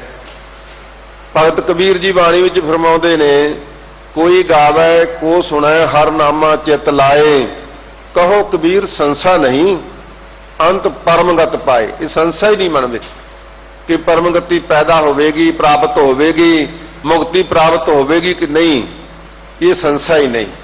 ਮਹਾਰਾਜ ਕਹਿੰਦੇ ਭਾਈ ਸੰਸਾ ਨਿਮਰਤ ਕਰਕੇ, ਸੰਸਾ ਨਿਬੇੜ ਕੇ ਮਨ ਵਿੱਚੋਂ ਉਸ ਪ੍ਰਭੂ ਦੇ ਸਿਮਰਨ ਨਾਲ ਜੁੜੋ। ਫਿਰ ਬਾਹੁੜ ਰੋਗ ਨਾ ਲਾਇਆ। ਤੇ ਫਿਰ ਸਭ ਤੋਂ ਵੱਡਾ ਰੋਗ ਹੈ ਹਉਮੈ ਦਾ। ਹਉਮੈ ਦੀਰਘ ਰੋਗ ਹੈ। ਸੋ ਇਹ ਤੁਮਾਰ ਸੱਚੇ ਪਾਤਸ਼ਾਹ ਜੀ ਫਰਮਾਉਂਦੇ ਨੇ ਕਿ ਭਾਈ ਜੇ ਤੂੰ ਇਸ ਰਸਤੇ ਤੇ ਤੁਰ ਪਿਆ, ਇਸ ਸਰ ਸਰੋਵਰ ਵਿੱਚੋਂ ਸ਼ੁਭ ਗੁਣਾਂ ਦੀ ਪ੍ਰਾਪਤੀ ਕਰ ਲਈ, ਤੇ ਫਿਰ ਮੁੜ ਕੇ ਤੈਨੂੰ ਹਉਮੈ ਦਾ ਰੋਗ ਨਹੀਂ ਲੱਗੇਗਾ। ਸੱਚੇ ਭਾਵੈ ਤਿਸ ਵਡਿਆਏ। ਜਿਸ ਨੂੰ ਉਸ ਸੱਚੇ ਪਾਤਸ਼ਾਹ ਅਕਾਲ ਪੁਰਖ ਵਾਹਿਗੁਰੂ ਨੂੰ ਜਿਹਦੀ ਬੰਦਗੀ ਪਾ ਗਈ, ਜਿਹਦੀ ਭਾਵਨਾ ਪਰਪੱਕ ਹੋ ਗਈ ਸਤਿਗੁਰੂ ਦੇ ਉੱਪਰ, ਜਿਹਨੂੰ ਨਿਸ਼ਚਾ ਹੋ ਗਿਆ ਪਰਮਾਤਮਾ ਦੇ ਨਾਮ ਉੱਪਰ, ਸਤਿਗੁਰੂ ਦੇ ਉੱਪਰ, ਉਹਦੀ ਵਡਿਆਈ ਜੈ ਜੈਕਾਰ ਕਰਾ ਦਿੰਦਾ। ਹਰ ਆਪਣੀ ਵਡਿਆਈ ਭਾਵ ਦੀ ਜਨ ਕਾ ਜੈਕਾਰ ਕਰਾਈ। ਆਪਣੇ ਜਨਾਂ ਦਾ, ਆਪਣੇ ਸੰਤਾਂ ਦਾ, ਆਪਣੇ ਮਹਾਂਪੁਰਖਾਂ ਦਾ, ਆਪਣੇ ਸ਼ਰਧਾਲੂਆਂ ਦਾ, ਉਹਨਾਂ ਦੀ ਜੈ ਜੈਕਾਰ ਕਰਾ ਦਿੰਦਾ ਹੈ। ਤੇ ਭਗਤ ਕਬੀਰ ਜੀ ਕਹਿੰਦੇ ਦੁਨੀਆ ਦੇ ਵਿੱਚ ਕਬੀਰ ਕਬੀਰ ਹੋਈ ਪਈ ਆ, ਪਰ ਮੈਨੂੰ ਸਮਝ ਨਹੀਂ ਆਉਂਦੀ ਕਿ ਕਰਦਾ ਤੇ ਪਰਮਾਤਮਾ ਆਪ ਹੈ, ਤੇ ਪਰ ਜੈ ਜੈਕਾਰ ਮੇਰੀ ਕਰਵਾ ਰਿਹਾ। ਇਹ ਬੜੀ ਅਚਰਜਤਾ ਦੀ ਗੱਲ ਹੈ। ਮਹਾਰਾਜ ਸੱਚੇ ਪਾਤਸ਼ਾਹ ਜੀ ਕਹਿੰਦੇ ਭਾਈ ਉਹ ਆਪਣੇ ਜਨਾਂ ਨੂੰ, ਆਪਣੇ ਸੇਵਕਾਂ ਨੂੰ, ਜਿਨ੍ਹਾਂ ਦੀ ਭਾਵਨਾ ਪਰਪੱਕ ਹੁੰਦੀ, ਉਹਨਾਂ ਦੀ ਵਡਿਆਈ ਜੈ ਜੈਕਾਰ ਲੋਕ ਪ੍ਰਲੋਕ ਵਿੱਚ ਕਰਵਾ ਦਿੰਦਾ ਹੈ। ਕੌਣ ਸੋ ਦੂਜਾ ਤਿਸ ਸਮਝਾਏ। ਇੱਥੇ ਤਾਂ ਆਪਾਂ ਸੰਸਾਰ ਵਿੱਚ, ਦੁਨੀਆ ਵਿੱਚ ਭਾਨੀ ਮਾਰ ਦਿੰਨੇ ਆ ਨਾ ਵੀ ਆਹ ਵਡਿਆਈ ਇਹਨੂੰ ਮਿਲਣ ਲੱਗੀ ਹੈ, ਇਹਦੀਆਂ ਲੱਤਾਂ ਖਿੱਚ ਲਈਏ, ਤੇ ਜਿਹਨੇ ਵਡਿਆਈ ਦੇਣੀ ਹੁੰਦੀ ਉਹਦੇ ਜਾ ਕੇ ਕੋਲ ਭਾਨੀ ਮਾਰ ਦਿੱਤੇ ਬਈ ਨਹੀਂ ਇਹ ਕਿਹੜਾ ਬੰਦਾ ਜੀ, ਇਹਦੇ ਵਿੱਚ ਤੇ ਬੜੇ ਔਗਣ ਨੇ, ਬੜਾ ਲਾਲਚੀ ਆ, ਇਹਨੂੰ ਤੂੰ ਇਹ ਸਿਰੋਂ ਪਾਉ ਕਿਉਂ ਦੇਣ ਲੱਗਾ ਹੈ, ਇਹ ਵਡਿਆਈ, ਇਹ ਅਹੁਦਾ ਤੇ ਮਰਾਤਬਾ ਨੂੰ ਕਿਉਂ ਮਿਲਣ ਲੱਗਾ ਹੈ। ਤੇ ਭਾਈ ਉਸ ਅਕਾਲ ਪੁਰਖ ਦਾ ਤਾਂ ਕੋਈ ਸ਼ਰੀਕ ਨਹੀਂ ਨਾ, ਉਹਨੂੰ ਸਮਝਾਉਣ ਵਾਲਾ ਕੌਣ ਹੈ। ਦੂਓ ਬੀਓ ਪੂਛ ਨਾ ਮਸਲਤ ਧਰੈ, ਉਹ ਕਿਸੇ ਨੂੰ ਪੁੱਛ ਕੇ ਹੋਰ ਸਲਾਹ ਕਰਦਾ ਹੀ ਨਹੀਂ। ਇਸ ਕਰਕੇ ਜੇ ਉਹਨੇ ਵਡਿਆਈ ਦੇਣੀ ਹੈ, ਬ੍ਰਹਮ ਗਿਆਨ ਦੀ ਦਾਤ ਦੇਣੀ ਹੈ, ਸ਼ੁਭ ਗੁਣਾਂ ਦਾ ਖਜ਼ਾਨਾ ਬਖਸ਼ਣਾ ਹੈ, ਚੰਗਾ ਬਖਤਾ ਬਣਾਉਣਾ ਹੈ, ਸੋ ਉਹਨੂੰ ਭਾਈ ਕੋਈ ਜਾ ਕੇ ਉਹਦੇ ਵਿੱਚ ਭਾਨੀ ਨਹੀਂ ਮਾਰ ਸਕਦਾ ਕਿ ਮਹਾਰਾਜ ਤੁਸੀਂ ਇਹ ਵਡਿਆਈ ਇਸ ਬੰਦੇ ਨੂੰ ਨਾ ਦਿਓ, ਇਸ ਮਨੁੱਖ ਦੀ ਕੋਈ ਭਉ ਭਗਤੀ ਨਹੀਂ, ਇਹ ਤਾਂ ਬਗਲੇ ਵਕਤ ਵੈਸੇ ਹੀ ਸਮਾਧੀ ਲਾ ਕੇ ਬਹਿੰਦਾ ਸਤਿਗੁਰੂ ਜੀ, ਇਹ ਭਉ ਭਗਤੀ ਦੇ ਯੋਗ ਨਹੀਂ। ਇਸ ਤਰ੍ਹਾਂ ਦੀ ਕਹਿੰਦੇ ਤੂੰ ਭਾਨੀ ਨਹੀਂ ਮਾਰ ਸਕਦਾ, ਉਹਨੂੰ ਨਹੀਂ ਸਮਝਾ ਸਕਦਾ। ਉਹ ਆਪਣੀ ਰਜਾ ਦੇ ਵਿੱਚ, ਆਪਣੀ ਇੱਛਾ ਦੇ ਵਿੱਚ, ਆਪਣੀ ਖੁਦ ਮੁਖਤਿਆਰੀ ਦੇ ਵਿੱਚ ਸਤਿਗੁਰੂ ਪਾਤਸ਼ਾਹ ਜੀ ਜਿਹਨੂੰ ਮਰਜ਼ੀ ਕਿਰਪਾ ਕਰ ਦੇਵੇ। ਹਰ ਗੁਰ ਮੂਰਤ ਏਕਾ ਵਰਤੈ। ਸੋ ਧੰਨ ਗੁਰੂ ਨਾਨਕ ਸਾਹਿਬ ਸੱਚੇ ਪਾਤਸ਼ਾਹ ਜੀ ਕਹਿੰਦੇ ਹਰ ਗੁਰ ਮੂਰਤ ਏਕਾ ਵਰਤੈ। ਜੋ ਸਰੂਪ ਹੈ ਇਹ ਸੰਸਾਰ ਦੇ ਵਿੱਚ ਸਾਨੂੰ ਸਿੱਖਿਆ ਦਿੰਦੇ ਨੇ। ਜੋਤ ਰੂਪ ਹਰਿ ਆਪ ਗੁਰੂ ਨਾਨਕ ਕਹਾਇਓ, ਉਹ ਆਪ ਜੋਤ ਰੂਪ ਹੈ। ਮਹਾਰਾਜ ਸੱਚੇ ਪਾਤਸ਼ਾਹ ਜੀ ਕਹਿੰਦੇ ਅਕਾਲ ਪੁਰਖ ਵੀ ਉਹੀ ਨੇ, ਸੋ ਗੁਰੂ ਵੀ ਰੂਪ ਉਹੀ ਹੈ। ਨਾਨਕ ਨਾਨਕ ਹਰ ਗੁਰ ਪਾਇਆ। ਸਤਿਗੁਰੂ ਜੀ ਕਹਿੰਦੇ ਸਾਨੂੰ ਤੇ ਸ਼ਬਦ ਹੀ ਭਾਇਆ ਭਾਈ। ਅਸੀਂ ਕਿਸੇ ਦੇਹ ਨੂੰ ਮਨੁੱਖ ਨੂੰ ਗੁਰੂ ਨਹੀਂ ਮੰਨਿਆ, ਅਸੀਂ ਕਿਸੇ ਨੂੰ ਧਾਰਨ ਨਹੀਂ ਕੀਤਾ, ਕਿਸੇ ਨੂੰ ਪੁੱਛ ਕੇ ਗੁਰੂ ਧਾਰਨ ਨਹੀਂ ਕੀਤਾ। ਤੇ ਸਾਡਾ ਗੁਰੂ ਕੌਣ ਹੈ? ਸ਼ਬਦ ਗੁਰੂ ਹੈ। ਸ਼ਬਦ ਗੁਰ ਪੀਰਾ ਗਹਿਰ ਗੰਭੀਰਾ, ਬਿਨ ਸ਼ਬਦ ਜਗ ਬਉਰਾਨੂੰ, ਸ਼ਬਦ ਗੁਰੂ ਸੁਰਤ ਧੁਨ ਚੇਲਾ। ਅਸੀਂ ਤਾਂ ਮੁੱਢ ਕਤੀਮ ਤੋਂ ਹੀ ਸ਼ਬਦ ਨੂੰ ਗੁਰੂ ਮੰਨਿਆ ਤੇ ਸਾਰੇ ਗੁਰੂ ਕੇ ਸਿੱਖਾਂ ਨੂੰ ਸ਼ਬਦ ਗੁਰੂ ਦੇ ਨਾਲ ਹੀ ਜੋੜਿਆ ਹੈ। ਸੋ ਇਸ ਵਾਸਤੇ ਭਾਈ ਅਸੀਂ ਤਾਂ ਉਸ ਅਕਾਲ ਪੁਰਖ ਨੂੰ ਨਿਰੰਕਾਰ ਨੂੰ ਗੁਰੂ ਮੰਨ ਕੇ ਉਸ ਨੂੰ ਹੀ ਧਾਰਨ ਕੀਤਾ, ਉਹਦੇ ਨਾਲ ਹੀ ਪ੍ਰੇਮ ਪਾਇਆ ਹੈ। ਵਾਚੈ ਪੁਸਤਕ ਵੇਦ ਪੁਰਾਨਾ। ਹੁਣ ਭਾਈ ਨਾਨਾ ਪ੍ਰਕਾਰ ਦੀਆਂ ਜੋ ਪ੍ਰਕਿਰਿਆਵਾਂ ਚੱਲ ਰਹੀਆਂ ਨਾ, ਧੰਨ ਗੁਰੂ ਨਾਨਕ ਸਾਹਿਬ ਜੀ ਦੇ ਸਮੇਂ ਉਹਨਾਂ ਦਾ ਵਰਣਨ ਕਰਦੇ ਨੇ। ਕਹਿੰਦੇ ਭਾਈ ਵਾਚੈ ਪੁਸਤਕ ਵੇਦ ਪੁਰਾਨਾ, ਵਾਚਨਾ ਕਰਦਾ, ਪੜ੍ਹਨਾ ਕਰਦਾ, ਵਿਚਾਰਨਾ ਕਰਦਾ। ਜੋ ਮੁਸਲਮਾਨੀ ਕਿਤਾਬਾਂ ਹਨ ਜਾਂ 4 ਵੇਦ ਹਨ, ਇਹਨਾਂ ਵੇਦਾਂ ਆਦਿ ਨੂੰ, ਕਿਤਾਬਾਂ ਆਦਿਕ ਨੂੰ ਬਹੁਤ ਚੰਗੀ ਤਰ੍ਹਾਂ ਧਿਆਨ ਨਾਲ ਪੜ੍ਹਦਾ ਵਿਚਾਰਦਾ ਹੈ। ਇੱਕ ਬਾਹ ਸੁਨਹਿ ਸੁਨਾਵਹਿ ਕਾਨਾ। ਇੱਕ ਬਹਿ ਕੇ ਆਪ ਪੜ੍ਹਦੇ ਨੇ, ਇੱਕ ਸੁਣੇ ਆਪ ਸੁਣਦੇ ਨੇ, ਇੱਕ ਸੁਨਾਵੈ ਕੰਨ, ਇੱਕ ਕੰਨਾਂ ਦੇ ਵਿੱਚ ਸੁਣਾਉਂਦਾ, ਦੂਜਿਆਂ ਨੂੰ ਉੱਚੀ ਬੋਲ ਬੋਲ ਕੇ ਪੜ੍ਹ ਕੇ ਦੂਸਰਿਆਂ ਨੂੰ ਸੁਣਾਉਂਦਾ ਹੈ। ਅਜਗਰ ਕਪਟ ਕਹੋ ਕਿਉਂ ਖੁੱਲਾ। ਇਹ ਕਹਿੰਦੇ ਭਾਰੀ ਦਰਵਾਜ਼ੇ ਨੇ ਆਸਾ ਤੇ ਤ੍ਰਿਸ਼ਨਾ ਦੇ। ਤੇ ਭਗਤ ਜੀ ਕਹਿੰਦੇ ਸਤ ਸੰਤੋਖ ਲੈ ਲਰਨੇ ਲਾਗਾ ਤੋਰੇ ਦੋਏ ਦਰਵਾਜ਼ਾ। ਫਿਰ ਕੀ ਹੋਇਆ ਭਾਈ? ਗੁਰ ਕਿਰਪਾ ਰਸਾਲ ਸੰਗਤ ਤੇ ਪਕੜਿਓ ਗੜ ਕੋ ਰਾਜਾ। ਜਿਹਦਾ ਗੜ ਦੇ ਵਿੱਚ ਪਰਮਾਤਮਾ ਦੇ ਬਣਾਏ ਹੋਏ ਇਸ ਸਰੀਰ ਗੜ ਦੇ ਵਿੱਚ ਕਹਿੰਦੇ ਮਨ ਹੈ ਨਾ, ਮਨ ਕਹਿੰਦੇ ਬੜੇ ਤਰ੍ਹਾਂ ਦੇ ਦਰਵਾਜ਼ੇ ਤਾਕ ਲਾ ਕੇ ਬੈਠਾ ਹੈ। ਤੇ ਇਹਦੇ ਵਿੱਚ 2 ਦਰਵਾਜ਼ੇ ਬੜੇ ਜ਼ਬਰਦਸਤ ਨੇ। ਇਹ ਕਪਟ ਖੁੱਲਣੇ ਔਖੇ ਨੇ ਆਸਾ ਤੇ ਤ੍ਰਿਸ਼ਨਾ ਦੇ, ਪਰ ਕਹਿੰਦੇ ਸਤ ਸੰਤੋਖ ਲੈ ਲਰਨੇ ਲੱਗ। ਇਹਨਾਂ ਦਰਵਾਜ਼ਿਆਂ ਦੇ ਨਾਲ ਯੁੱਧ ਕਰ ਲਿਆ, ਪਰ ਸਤ ਸੰਤੋਖ ਨੂੰ ਨਾਲ ਲੈ ਕੇ ਇਹਦੇ ਦੁਆਰਾ ਇਹਨਾਂ ਨੂੰ ਹਥਿਆਰ ਬਣਾ ਕੇ ਜਦੋਂ ਲੜਿਆ ਤੇ ਫਿਰ ਦੋਨੇ ਹੀ ਦਰਵਾਜ਼ੇ ਖੋਲ ਦਿੱਤੇ। ਇਸ ਕਰਕੇ ਕਹਿੰਦੇ ਭਾਈ ਪ੍ਰਮਾਤਮਾ ਦੇ ਨਾਮ ਤੋਂ ਬਿਨਾ, ਸਤ ਸੰਤੋਖ ਤੋਂ ਬਿਨਾ ਇਹ ਅਜਗਰ ਕਪਟ ਜਿਹੜੇ ਆ ਇਹ ਖੁੱਲ ਨਹੀਂ ਸਕਦੇ। ਬਿਨ ਸਤਿਗੁਰ ਤਤ ਨਾ ਪਾਇਆ। ਜਿਹੜੇ ਭਾਈ ਪਰਮਾਤਮਾ ਦਾ ਤਤ ਨਾਮ ਪ੍ਰਾਪਤ ਨਹੀਂ ਕੀਤਾ। ਕਰਹਿ ਵਿਭੂਤ ਲਗਾਵਹਿ ਭਸਮਾ। ਕਹਿੰਦੇ ਭਾਈ ਆਪਣੇ ਆਪ ਵਿੱਚ ਨਾਂਗੇ ਬਣ ਕੇ ਵਿਭੂਤ, ਜਿਹੜੀ ਵਿਭੂਤੀ ਇਕੱਠੀ ਕਰਕੇ, ਸਵਾਹ ਇਕੱਠੀ ਕਰਕੇ, ਕਪੜ ਛਾਣ ਕਰਕੇ ਉਹਦਾ ਗੋਲਾ ਬਣਾ ਕੇ ਕਹਿੰਦੇ ਆਪਣੇ ਸਰੀਰ ਦੇ ਉੱਪਰ ਭਸਮ ਦੀ ਲੇਪ ਕਰਦਾ ਹੈ। ਅੰਤਰ ਕ੍ਰੋਧ ਚੰਡਾਲ ਸੁਹੋਮੈ। ਤੇ ਭਾਈ ਪਰ ਜਿਹੜਾ ਕ੍ਰੋਧ ਹੈ ਨਾ, ਕ੍ਰੋਧ ਨਹੀਂ ਖਤਮ ਹੋਇਆ। ਅੰਤਰ ਕਹਿੰਦੇ ਜਿਹੜਾ ਚੰਡਾਲ ਰੂਪ ਕ੍ਰੋਧ ਹੈ ਨਾ, ਇਹ ਉਸੇ ਤਰ੍ਹਾਂ ਪ੍ਰਵੇਸ਼ ਕਰੀ ਬੈਠਾ। ਬੜੇ ਯਤਨ ਕੀਤੇ, ਨੰਗੇ ਵੀ ਰਹੇ, ਪੁੱਠੇ ਵੀ ਲਮਕੇ। ਧੰਨ ਗੁਰੂ ਨਾਨਕ ਸਾਹਿਬ ਸੱਚੇ ਪਾਤਸ਼ਾਹ ਜੀ ਕਹਿੰਦੇ ਕ੍ਰੋਧ ਤਾਂ ਉਵੇਂ ਹੀ ਆ, ਜਰਾ ਕੋਈ ਕੌੜੀ ਨਿਗਾਹ ਨਾਲ ਦੇਖਿਆ। ਜਾਂਦਿਆਂ ਹੋਇਆ ਕਿਸੇ ਨੇ ਨਮਸਕਾਰ ਨਾ ਕੀਤੀ, ਕਹਿੰਦੇ ਤੈਨੂੰ ਸ਼ਰਾਪ ਦੇ ਕੇ ਫੂਕ ਦਿਆਂਗਾ। ਅੰਦਰ ਇੰਨਾ ਕ੍ਰੋਧ ਹੈ। ਇਹ ਕ੍ਰੋਧ ਕਿਤੇ ਮਿਟਦਾ ਭਾਈ? ਐਵੇਂ ਨਹੀਂ ਮਿਟਦਾ। ਇਹ ਤੇ ਭੱਟ ਸਾਹਿਬ ਕਹਿੰਦੇ ਨੇ ਕਿ ਧੰਨ ਗੁਰੂ ਰਾਮਦਾਸ ਮਹਾਰਾਜ ਸੱਚੇ ਪਾਤਸ਼ਾਹ ਸੀ ਜਾਂ ਉਹਨਾਂ ਦੇ ਸਿੱਖ ਹੀ ਸੀ ਜਿਨ੍ਹਾਂ ਨੇ ਕ੍ਰੋਧ ਨੂੰ ਵੀ ਫੜ ਕੇ ਝੰਜੋਲ ਦਿੱਤਾ। ਮੋਹ ਮਲ ਬਵਸ ਕੀਓ, ਕਾਮ ਗਏ ਕੇਸ ਵਿਛਾੜਿਓ, ਕ੍ਰੋਧ ਖੰਡ ਪ੍ਰਚੰਡ, ਲੋਭ ਅਪਮਾਨ ਸਿਓ ਝਾੜਿਓ। ਇਹ ਅਵਸਥਾ ਕਰ ਦਿੰਦੇ ਉਹਨਾਂ ਦੀ। ਇਹ ਗੁਰੂ ਦੀ ਕਿਰਪਾ ਹੈ। ਸੋ ਇਸ ਵਾਸਤੇ ਭਾਈ ਕਹਿੰਦੇ ਭਸਮਾਂ ਲਗਾਉਂਦੇ ਨੇ, ਪਰ ਅੰਦਰੋਂ ਕ੍ਰੋਧ ਉਸੇ ਤਰ੍ਹਾਂ ਹੀ ਪ੍ਰਬਲ ਹੋਇਆ ਬੈਠਾ ਹੈ। ਖੰਡ ਕੀਨੇ ਜੋਗ ਨਾ ਪਾਈਐ। ਭਾਈ ਇਹ ਲੋਕਾਂ ਨੂੰ ਵਿਖਾਉਣ ਵਾਸਤੇ ਜੋ ਪਖੰਡ ਕਰੀ ਜਾਂਦਾ ਹੈ, ਭਸਮਾਂ ਲਾ ਲਾ ਕੇ ਦਿਖਾਉਂਦਾ ਹੈ, ਕਹਿੰਦੇ ਇਹ ਕੋਈ ਪ੍ਰਮਾਤਮਾ ਨਾਲ ਜੁੜਨ ਦੀ ਵਿਧੀ ਨਹੀਂ, ਇਹ ਕੋਈ ਯੋਗ ਦਾ ਤਰੀਕਾ ਨਹੀਂ ਹੈ। ਬਿਨ ਸਤਿਗੁਰ ਅਲਖ ਨਾ ਪਾਇਆ। ਇਹਨਾਂ ਗੱਲਾਂ ਦੇ ਨਾਲ ਭਾਈ ਉਸ ਨਾ ਲਖੇ ਜਾਣ ਵਾਲੇ ਅਲਖ ਪ੍ਰਮਾਤਮਾ ਨੂੰ, ਪ੍ਰਭੂ ਨੂੰ ਪ੍ਰਾਪਤ ਨਹੀਂ ਕੀਤਾ ਜਾ ਸਕਦਾ। ਤੀਰਥ ਵਰਤ ਨੇਮ ਕਰਹਿ ਉਦਿਆਨਾ। ਹੁਣ ਅਗਲਾ ਪਦ ਕਹਿੰਦੇ ਨੇ ਕਿ ਕਹਿੰਦੇ ਤੀਰਥਾਂ ਤੇ ਜਾ ਜਾ ਕੇ ਵਸ ਪਿਆ ਤੇ ਉੱਥੇ ਜਾ ਕੇ ਵੀ ਫਿਰ ਨਾਨਾ ਪ੍ਰਕਾਰ ਦੇ ਵਰਤ ਰੱਖਦਾ ਹੈ। ਤੇ ਉਦਿਆਨ ਬੀਆਬਾਨ ਦੇ ਵਿੱਚ ਜਾ ਕੇ ਆਪਣਾ ਵਾਸਾ ਕਰ ਲੈਂਦਾ, ਮੇਰੇ ਮੱਥੇ ਹੀ ਨਾ ਕੋਈ ਲੱਗੇ। ਸ਼ਾਇਦ ਇਸੇ ਤਰੀਕੇ ਦੇ ਨਾਲ ਹੀ ਮੈਂ ਪ੍ਰਮਾਤਮਾ ਨਾਲ ਜੁੜ ਜਾਵਾਂਗਾ। ਉਦਿਆਨ ਬੀਆਬਾਨ ਦੇ ਵਿੱਚ ਜਾ ਕੇ ਵੀ ਵਾਸ ਕਰ ਲੈਂਦੇ ਹਨ। ਜਤ ਸਤ ਸੰਜਮ ਕਥੇ ਗਿਆਨਾ। ਤੇ ਜਤ ਰੱਖਣ ਨੂੰ ਮੁੱਖ ਮੰਨ ਲਿਆ ਕਿ ਜਤ ਰੱਖਣਾ ਹੈ, ਸਤ ਰੱਖਣਾ ਹੈ, ਤੇ ਇਹਦਾ ਗਿਆਨ ਕਥਨ ਕਰ ਕਰਕੇ ਆਪਣੇ ਸ਼ਰਧਾਲੂਆਂ ਨੂੰ ਸਮਝਾਉਂਦੇ ਨੇ ਕਿ ਪਰਮਾਤਮਾ ਨੂੰ ਪਾਉਣ ਦਾ ਇੱਕੋ ਇੱਕ ਇਹ ਤਰੀਕਾ ਹੈ। ਰਾਮ ਨਾਮ ਬਿਨ ਕਿਉ ਸੁਖ ਪਾਈਐ। ਪਰ ਕਹਿੰਦੇ ਉਸ ਪਰਮਾਤਮਾ ਨਾਲ ਪ੍ਰੀਤ ਨਹੀਂ ਜੋੜੀ। ਬੜੇ ਉਦਿਆਨ ਕੀਤੇ, ਤੀਰਥਾਂ ਦਾ ਭ੍ਰਮਣ ਕੀਤਾ, ਨੰਗੇ ਫਿਰਦੇ ਰਹੇ, ਵਿਭੂਤੀਆਂ ਸਰੀਰ ਤੇ ਮਲੀਆਂ, ਪੁੱਠੇ ਲਮਕਦੇ ਰਹੇ, ਪਰ ਪਰਮਾਤਮਾ ਦੇ ਨਾਲ ਉਹਦਾ ਪ੍ਰੇਮ ਨਹੀਂ ਜੁੜਿਆ। ਤੇ ਉਹਦੇ ਨਾਲ ਕਹਿੰਦੇ ਭਾਈ ਪ੍ਰਮਾਤਮਾ ਨਾਲ ਪ੍ਰੇਮ ਜਿਨ ਪ੍ਰੇਮ ਕੀਓ ਤਿਨ ਹੀ ਪ੍ਰਭ ਪਾਇਓ। ਉਹਦੀ ਪ੍ਰਾਪਤੀ ਕਿਵੇਂ ਹੋ ਸਕਦੀ ਸੀ? ਕਿਉਂਕਿ ਪ੍ਰੇਮ ਉਹਦੇ ਨਾਲ ਜੋੜਿਆ ਹੀ ਨਹੀਂ। ਬਿਨ ਸਤਿਗੁਰ ਭਰਮ ਨਾ ਜਾਇਆ। ਜੇ ਭਾਈ ਉਹਦੇ ਨਾਲ ਪ੍ਰੇਮ ਨਹੀਂ ਕੀਤਾ, ਉਹਦੇ ਨਾਲ ਲਗਾਓ ਜੋੜਿਆ ਹੀ ਨਹੀਂ, ਤੇ ਉਹਦੇ ਤੋਂ ਬਿਨਾਂ ਫਿਰ ਭਰਮ ਨਹੀਂ ਜਾ ਸਕਦਾ। ਭਰਮ ਉਸੇ ਤਰ੍ਹਾਂ ਬਣਿਆ ਹੀ ਰਹੇਗਾ। ਜਿੰਨੀ ਦੇਰ ਤੱਕ ਭਰਮ ਨਹੀਂ ਖਤਮ ਹੁੰਦਾ, ਉਨੀ ਦੇਰ ਤੱਕ ਦਵੈਸ਼ ਦਾ ਪਾੜਾ ਮਿਟਦਾ ਨਹੀਂ।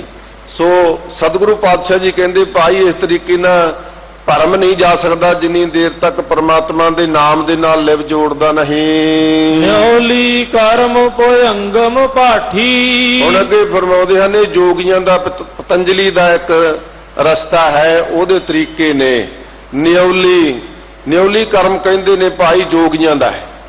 ਸੋ ਦੋਨੇ ਮੋਢੇ ਨੀਵੇਂ ਕਰਕੇ, ਆਪਣੀ ਕਮਰ ਨੂੰ ਸਿੱਧਿਆਂ ਕਰਕੇ, ਪੇਟ ਨੂੰ ਉੱਪਰ ਨੂੰ ਖਿੱਚ ਕੇ, ਸਵਾਸ ਦੁਆਰਾ ਪੇਟ ਨੂੰ ਘੁਮਾਉਣਾ, ਸਵਾਸਾਂ ਦੁਆਰਾ ਪੇਟ ਨੂੰ, ਜਿਸ ਤਰ੍ਹਾਂ ਸੋ ਚਾਟੀ ਦੇ ਵਿੱਚ ਮਧਾਣੀ ਚੱਲਦੀ ਹੈ ਨਾ, ਇਸੇ ਢੰਗ ਦੇ ਨਾਲ ਪੇਟ ਨੂੰ ਘੁਮਾਉਣਾ।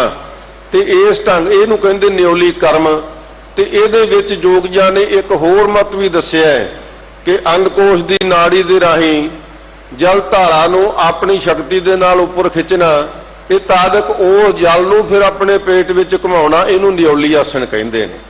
ਸਤਿਗੁਰੂ ਜੀ ਅੱਗੇ ਫਰਮਾਉਣਗੇ ਕਿ ਭਾਈ ਇਹ ਸਾਰਾ ਹਾਠੀ ਹੈ, ਇਹ ਪਰਮਾਤਮਾ ਦੀ ਭਉ ਭਗਤੀ ਦਾ ਮਿਲਣ ਦਾ ਰਸਤਾ ਨਹੀਂ ਹੈ। ਨਿਉਲੀ ਕਰਮ ਭਿਅੰਗਮ ਪਾਠੀ। ਸੋ ਜਿਹੜਾ ਨਿਉਲੀ ਕਰਮ ਹੈ ਤੇ ਇੱਕ ਭਿਅੰਗਮਾ ਨਾੜੀ ਹੈ ਜਿਹੜੀ 6 ਚੱਕਰਾਂ ਦੇ ਅੰਦਰ ਹੈ। ਇਹਦਾ ਨਾਮ ਹੀ ਭਿਅੰਗਮ ਤਾਂ ਹੈ ਕਿ ਇਹ ਸੱਪ ਵਾਂਗ ਟੇਢੀ ਹੈ, ਸਿੱਧੀ ਨਹੀਂ। ਸੋ ਉਹਦੇ ਨਾਲ ਕਹਿੰਦੇ ਭਾਈ ਆਪਣੇ ਨਿਉਲੀ ਕਰਮ ਦੇ ਨਾਲ ਇਸ ਭਿਅੰਗਮਾਂ ਨੂੰ ਤੋੜਨ ਵਾਸਤੇ ਭੱਠੀ ਦੇ ਵਿੱਚ ਜਿਸ ਤਰ੍ਹਾਂ ਦਾਣੇ ਭੁੰਨੀਦੇ ਆ, ਇਸ ਤਰ੍ਹਾਂ ਕਹਿੰਦੇ ਆਪਣੇ ਸਰੀਰ ਦੀਆਂ ਨਾੜੀਆਂ ਨੂੰ ਭੁੰਨਣ ਦਾ ਯਤਨ ਕਰਦੇ ਨੇ ਕਿ ਇਸ ਭਿਅੰਗਮਾਂ ਦੇ ਵਲ ਨਿਕਲ ਜਾਣ। ਕਹਿੰਦੇ ਇਹਨੂੰ ਭਿਅੰਗੋਂ ਪਾਠੀ ਕਹਿੰਦੇ ਨੇ। ਰੇਚਕ ਕੁੰਭਕ ਪੂਰਕ ਮਨ ਹਾਠੀ। ਰੇਚਕ ਕਹਿੰਦੇ ਨੇ ਸਵਾਸ ਨੂੰ ਉੱਪਰ ਖਿੱਚਣਾ, ਤੇ ਕੁੰਭਕ ਕਹਿੰਦੇ ਨੇ ਤ੍ਰਿਕੁਟੀ ਦੇ ਵਿੱਚ ਰੋਕਣਾ। ਕੁੰਭ ਵੈਸੇ ਘੜੇ ਦਾ ਨਾਮ ਹੈ, ਘੜੇ ਦੇ ਵਿੱਚ ਟਿਕਣ ਵਾਲੇ ਜਲ ਦਾ ਨਾਮ ਕੁੰਭ ਹੈ। ਤੇ ਰੇਚਕ ਕੁੰਭਕ ਤੇ ਪੂਰਕ ਕਹਿੰਦੇ ਨੇ ਸਵਾਸ ਨੂੰ ਤ੍ਰਿਕੁਟੀ ਦੇ ਵਿੱਚੋਂ ਛੱਡਣ ਤੋਂ ਬਾਅਦ ਜਿਹੜਾ ਸਵਾਸ ਬਾਹਰ ਕੱਢਣਾ, ਸੋ ਉਸ ਨੂੰ ਕਹਿੰਦੇ ਨੇ। ਸੋ ਇਸ ਕਰਤੇ ਕਹਿੰਦੇ ਜਿਹੜੇ ਇਹ ਵੀ ਕਰਮ ਕਰਦੇ ਨੇ। ਪਾਖੰਡ ਧਰਮ ਪ੍ਰੀਤ ਨਹੀਂ ਹਰ ਸੋ। ਕਹਿੰਦੇ ਭਾਈ ਇਹ ਜਿਹੜੇ ਕਰਮ ਕਰਦਾ ਹੈ ਨਾ, ਇਹ ਕਾਹਦਾ ਧਰਮ ਹੈ? ਕਹਿੰਦੇ ਕੇਵਲ ਪਖੰਡ ਹੈ। ਪਰ ਕਿਉਂਕਿ ਪਰਮਾਤਮਾ ਦੇ ਨਾਲ ਪ੍ਰੀਤ ਤੇ ਜੋੜੀ ਨਹੀਂ, ਆਪਣੇ ਸਰੀਰ ਨੂੰ ਕਸ਼ਟ ਦੇ ਕੇ ਅੰਡਕੋਸ਼ ਦੀਆਂ ਨਾੜੀਆਂ ਨੇ ਜਲ ਵੀ ਖਿੱਚ ਲਿਆ, ਪੇਟ ਨੂੰ ਵੀ ਘੁਮਾ ਲਿਆ, ਇਹ ਕਿਰਿਆ ਨੂੰ ਪੂਰਾ ਵੀ ਕਰ ਲਿਆ, ਸਵਾਸ ਚੜਾ ਲਏ, ਉਤਾਰ ਲਏ, ਪਰ ਕਿਤੇ ਅਵਸਥਾ ਬਣੀ ਕਿ ਪਰਮਾਤਮਾ ਨਾਲ ਪ੍ਰੀਤ ਪੈ ਗਈ? ਨਹੀਂ, ਇਹ ਨਹੀਂ ਬਣੀ। ਇਹ ਪਖੰਡ ਹੈ ਭਾਈ, ਇਹ ਜੋਗ ਪਖੰਡ ਆ। ਕਹਿੰਦੇ ਪਰਮਾਤਮਾ ਨਾਲ ਪ੍ਰੀਤ ਪਾਉਣ ਦਾ ਰਸਤਾ ਨਹੀਂ ਮਿਲਿਆ। ਗੁਰ ਸ਼ਬਦ ਮਹਾ ਰਸ ਪਾਇਆ। ਪਰ ਭਾਈ ਉਹ ਗੁਰੂ ਕੇ ਪਿਆਰੇ ਹੈ ਜਿਨ੍ਹਾਂ ਸ਼ਬਦ ਦੇ ਨਾਲ, ਜਿਨ੍ਹਾਂ ਨੇ ਜੋਗੀ ਵੀ ਇਸ ਨੂੰ ਰਸ ਸਮਝਦੇ ਨੇ ਕਿ ਅਸੀਂ ਰਸ ਪ੍ਰਾਪਤ ਕਰ ਲਿਆ, ਪਰ ਸ਼ਬਦ ਦੇ ਦੁਆਰਾ ਉਹ ਧੰਨ ਸਤਿਗੁਰੂ ਨਾਨਕ ਸਾਹਿਬ ਸੱਚੇ ਪਾਤਸ਼ਾਹ ਜੀ ਫਰਮਾਉਂਦੇ ਨੇ ਕਿ ਉਹ ਧੰਨ ਪਰਮਾਤਮਾ ਦੇ ਪਿਆਰੇ ਆ ਜਿਹੜੇ ਸ਼ਬਦ ਵਿੱਚ ਸੁਰਤ ਜੋੜ ਕੇ ਅੰਮ੍ਰਿਤ ਰਸ ਨੂੰ ਪ੍ਰਾਪਤ ਕਰ ਲੈਂਦੇ ਨੇ। ਕੁਦਰਤ ਦੇਖ ਰਹੇ ਮਨ ਮਾਨਿਆ। ਇਹ ਪ੍ਰਕਾਏ ਸਤਿਗੁਰੂ ਸੱਚੇ ਪਾਤਸ਼ਾਹ ਜੀ, ਪੰਚਮ ਪਾਤਸ਼ਾਹ ਜੀ ਕਿਰਪਾ ਕਰਦੇ ਨੇ। ਜਿਹੜਾ ਇਹ ਸਮੁੱਚਾ ਕਰਮ ਹੈ ਨਾ, ਬਹੁਤ ਵਾਰੀ ਬਾਣੀ ਵਿੱਚ ਅਸੀਂ ਤੋਂ ਧਿਆਨ ਨਾਲ ਬਾਣੀ ਪੜ੍ਹਦੇ ਹਾਂ ਇਹਦੀ ਬੜੀ ਵਿਆਖਿਆ ਕੀਤੀ ਹੈ ਸਤਿਗੁਰੂ ਨੇ। ਸੋ ਪਾਠ ਪੜਿਓ ਅਰ ਵੇਦ ਵਿਚਾਰਿਓ ਨਿਵਲ ਭਿਅੰਗਮ ਸਾਧੇ, ਪੰਜ ਜਨਾਂ ਸਿਓ ਸੰਗ ਨਾ ਛੁਟਕਿਓ ਅਦਕ ਅਹੰ ਬੁੱਧ ਬਾਧੇ, ਪਿਆਰੇ ਇਨ ਬਿਦ ਮਿਲ ਨਾ ਜਾਈ ਮੈਂ ਕੀਏ ਕਰਮ ਅਨੇਕਾ, ਹਾਰ ਪਰਿਓ ਸੁਆਮੀ ਕੇ ਦੁਆਰੇ ਦੀਜੈ ਬੁੱਧ ਵਿਵੇਕਾ, ਮੋਣ ਭਇਓ ਕਰਪਾਤੀ ਰਹਿਓ ਨਗਨ ਫਿਰਿਓ ਬਣ ਮਾਹੀ, ਤੜ ਤੀਰਥ ਬੋ ਧਰਤੀ ਭਰਮਿਓ ਦੁਬਦਾ ਛੁਟਕੈ ਨਾਹੀ। ਮਹਾਰਾਜ ਸੱਚੇ ਪਾਤਸ਼ਾਹ ਨੇ ਦੱਸਿਆ ਕਿ ਭਾਈ ਇਹਨਾਂ ਕਰਮਾਂ ਕਰਕੇ ਇਹ ਦੁਬਦਾ ਖਤਮ ਹੁੰਦੀ ਹੋਈ ਨਹੀਂ। ਸੋ 52 ਅੱਖਰੀ ਦੇ ਵਿੱਚ ਵੀ ਪੰਚਮ ਪਾਤਸ਼ਾਹ ਜੀ ਨੇ 16ਵਾਂ ਸ਼ਲੋਕ ਤੇ ਪੌੜੀ ਉਚਾਰੀ। ਸੋ ਜਿਹੜੇ ਪੰਜ ਗ੍ਰੰਥੀ ਦੇ ਨਿਤਨੇਮੀ ਗੁਰੂ ਕੇ ਪਿਆਰੇ ਸ਼ਰਧਾਲੂ ਗੁਰੂ ਕੇ ਸਿੱਖ ਅਨੰਦ ਭਗਤ ਨੇ ਉਹ ਨਿਤਾ ਪ੍ਰਤੀ ਨਿਯਮ ਕਰਦੇ ਆ ਭਾਈ। ਸੋ ਜਿਹੜੀਆਂ 52 ਅੱਖਰੀ ਦੇ ਵਿੱਚ ਸ਼ਲੋਕ ਉਚਾਰੇ ਨੇ ਨਾ, ਹਰ ਸ਼ਲੋਕ ਦੀ ਵਿਆਖਿਆ ਪੌੜੀ ਵਿੱਚ ਕੀਤੀ ਹੈ। 16ਵੇਂ ਸ਼ਲੋਕ ਵਿੱਚ ਸਤਿਗੁਰੂ ਸੱਚੇ ਪਾਤਸ਼ਾਹ ਜੀ ਫਰਮਾਉਂਦੇ ਨੇ ਸ਼ਲੋਕ, ਅਤ ਸੁੰਦਰ ਕੁਲੀਨ ਚਤਰ ਮੁਖ ਗਿਆਨੀ ਧਨਵੰਤ, ਮਿਰਤ ਕਹੀਏ ਨਾਨਕਾ ਜੋ ਪ੍ਰੀਤ ਨਹੀਂ ਭਗਵੰਤ। ਕਹਿੰਦੇ ਭਾਈ ਜੇ ਪਰਮਾਤਮਾ ਦੇ ਨਾਲ ਪ੍ਰੀਤ ਨਹੀਂ ਨਾ ਉਸ ਭਗਵੰਤ ਵਾਹਿਗੁਰੂ ਨਾਲ, ਤੇ ਭਾਵੇਂ ਸੁੰਦਰ ਹੋਵੇ, ਧਨਵਾਨ ਹੋਵੇ, ਸੋਹਣਾ ਹੋਵੇ, ਸਿਆਣਾ ਹੋਵੇ, ਪਰ ਉਹ ਮਿਰਤਕ ਦੀ ਨਿਆਈ ਹੈ। ਤੇ ਅੱਗੇ ਪੌੜੀ ਵਿੱਚ ਇਹਦਾ ਖੁਲਾਸਾ ਕਰਦੇ ਨੇ, ਨੰਗਾ ਖੜ ਸ਼ਾਸਤਰ ਹੋਈ ਗਿਆਤਾ, ਪੂਰਕ ਕੁੰਭਕ ਰੇਚਕ ਕਰਮਾਤਾ। ਕਹਿੰਦੇ ਭਾਈ ਜਿੰਨਾ ਮਰਜੀ ਸਿਆਣਾ ਹੋਵੇ, ਜੋਗੀ ਹੋਵੇ, ਸੋ ਆਪਣੇ ਸਵਾਸਾਂ ਨੂੰ ਖਿੱਚਣ ਦੀ ਜਾਂਚ ਜਾਣਦਾ ਹੋਵੇ, ਪਰ ਮਹਾਰਾਜ ਸੱਚੇ ਪਾਤਸ਼ਾਹ ਜੀ ਕਹਿੰਦੇ ਭਾਈ ਜੇ ਤੇਰਾ ਪ੍ਰਮਾਤਮਾ ਨਾਲ ਪਿਆਰ ਨਹੀਂ ਤੇ ਫਿਰ ਤੇਰੇ ਨਾਲੋਂ ਭਾਵੇਂ ਤੂੰ ਉੱਚੀ ਕੁਲ ਦਾ ਬਣਿਆ ਫਿਰੇ, ਤੇਰੇ ਨਾਲ ਉਹ ਨੀਚ ਕੁਲ ਜਿਨ੍ਹਾਂ ਨੂੰ ਤੁਸੀਂ ਨੀਚ ਕੁਲ ਮੰਨਿਆ ਨਾ ਸਵਰਨ ਜਾਤੀ ਵਾਲਿਆਂ ਨੇ, ਉਹ ਆ ਤੇ ਊਤਮ ਗਲੋਂ ਚੰਡਾਲਾ, ਨਾਨਕ ਜੇ ਵਸ ਮਨ ਵਸੈ ਗੋਪਾਲਾ। ਕਹਿੰਦੇ ਜਿਹਦੇ ਮਨ ਵਿੱਚ ਪਰਮਾਤਮਾ ਵਸਦਾ ਨਾ ਉਹ ਤੁਹਾਡੀਆਂ ਉੱਚੀਆਂ ਕੁਲਾਂ ਨਾਲ ਉਹ ਨੀਵੀਂ ਕੁਲ ਵਾਲਾ ਵੀ ਕਿਤੇ ਚੰਗਾ ਹੈ। ਭਗਤ ਭਗਤ ਜਗ ਵਜਿਆ ਚੌ ਚੱਕਾਂ ਦੇ ਵਿੱਚ ਚਮਰੇਟਾ। ਸੋ ਸਤਿਗੁਰੂ ਪਾਤਸ਼ਾਹ ਜੀ ਇੱਥੇ ਰਹਿਮਤ ਕਰਦੇ ਨੇ। ਹੁਣ ਅੱਗੇ ਕਿਉਂਕਿ ਇਹ ਸ਼ਬਦ ਸਤਿਗੁਰੂ ਪਾਤਸ਼ਾਹ ਜੀ ਨੇ ਕੁਦਰਤ ਕਰਨੇ ਹਾਰ ਉਪਾਰਾ ਇੱਥੋਂ ਆਰੰਭ ਕੀਤਾ ਸੀ, ਤੇ ਹੁਣ ਸਮਾਪਤੀ ਦੀਆਂ ਪੰਕਤੀਆਂ ਵੀ ਇੱਥੇ ਹੀ ਲੈ ਕੇ ਆਏ ਨੇ। ਅੱਗੇ ਫਰਮਾਉਂਦੇ ਨੇ ਕਿ ਭਾਈ ਜਿਹੜੀ ਕੁਦਰਤ ਹੈ ਉਹਦੇ ਦੁਆਰਾ ਸਾਡਾ ਮਨ ਮੰਨ ਗਿਆ, ਕਿਉਂਕਿ ਕੁਦਰਤ ਦੇ ਕੌਦਕ ਜਿਹੜੇ ਅਕਾਲ ਪੁਰਖ ਦੀ ਸ਼ਕਤੀ ਦਾ ਪ੍ਰਗਟਾਵਾ ਕਿਵੇਂ ਹੁੰਦਾ ਹੈ? ਕੁਦਰਤ ਰਾਹੀਂ। ਮਹਾਰਾਜ ਸੱਚੇ ਪਾਤਸ਼ਾਹ ਜੀ ਦੇ ਭਗਤ ਕਿਵੇਂ ਫਰਮਾਉਂਦੇ ਨੇ, ਕਰਤੇ ਕੁਦਰਤੀ ਮੁਸਤਾਕ, ਕਰਨਕਾਰ ਏਕ ਤੋਂ ਹੀ ਸਭ ਦੁਨੀਆ ਦੁਨੀਆ ਤੇ ਹੀ ਪਾਕ। ਕਹਿੰਦੇ ਕਰਤੇ ਕੁਦਰਤੀ ਮੁਸਤਾਕ। ਮੁਸਤਾਕ ਕੀ ਹੁੰਦਾ ਹੈ? ਮੋਹਤ ਹੋ ਜਾਣਾ ਕਿਸੇ ਗੱਲ ਤੇ। ਕਹਿੰਦੇ ਅਸੀਂ ਤੇਰੀ ਕੁਦਰਤ ਤੋਂ ਬਲਿਹਾਰੀ ਕੁਦਰਤ ਵਸਿਆ, ਤੇਰਾ ਅੰਤ ਨਾ ਜਾਈ ਲਖਿਆ। ਮਹਾਰਾਜ ਤੇਰੀ ਕੁਦਰਤ ਤੋਂ ਬਿਲਹਾਰ ਹੈ। ਇੱਥੇ ਵੀ ਮਹਾਰਾਜ ਸੱਚੇ ਪਾਤਸ਼ਾਹ ਧੰਨ ਗੁਰੂ ਨਾਨਕ ਸਾਹਿਬ ਸੱਚੇ ਪਾਤਸ਼ਾਹ ਜੀ ਕਿਰਪਾ ਕਰਦੇ ਨੇ ਕਿ ਤੇਰੀ ਕੁਦਰਤ ਕਰਕੇ ਸਾਡਾ ਮਨ ਮੰਨ ਗਿਆ ਕਿ ਮਹਾਰਾਜ ਤੇਰੀ ਸ਼ਕਤੀ ਜਿਹੜੀ ਹੈ ਬਹੁਤ ਪ੍ਰਬਲ ਸ਼ਕਤੀ ਹੈ। ਤੁਸੀਂ ਏਡੇ ਵੱਡੇ ਕੌਤਕ ਦੁਨੀਆ ਦੇ ਉੱਤੇ ਰਚੇ ਹੋਏ ਹਨ, ਇਹਨਾਂ ਕੌਤਕਾਂ ਨੂੰ ਵੇਖ ਕੇ ਮਹਾਰਾਜ ਤੁਹਾਡੀ ਸ਼ਕਤੀ ਦਾ ਅੰਦਾਜ਼ਾ ਲੱਗਦਾ ਹੈ। ਗੁਰ ਸਬਦੀ ਸਭ ਬ੍ਰਹਮ ਪਛਾਨਿਆ। ਗੁਰੂ ਦੀ ਕਿਰਪਾ ਨਾਲ, ਕਿਉਂਕਿ ਤੇਰੀ ਕੁਦਰਤ ਨੂੰ ਸਮਝਣ ਵਾਸਤੇ ਇਹ ਅਕਾਲ ਪੁਰਖ ਵਾਹਿਗੁਰੂ ਤੇਰੇ ਸ਼ਬਦ ਦੀ ਕਮਾਈ ਕੀਤੀ।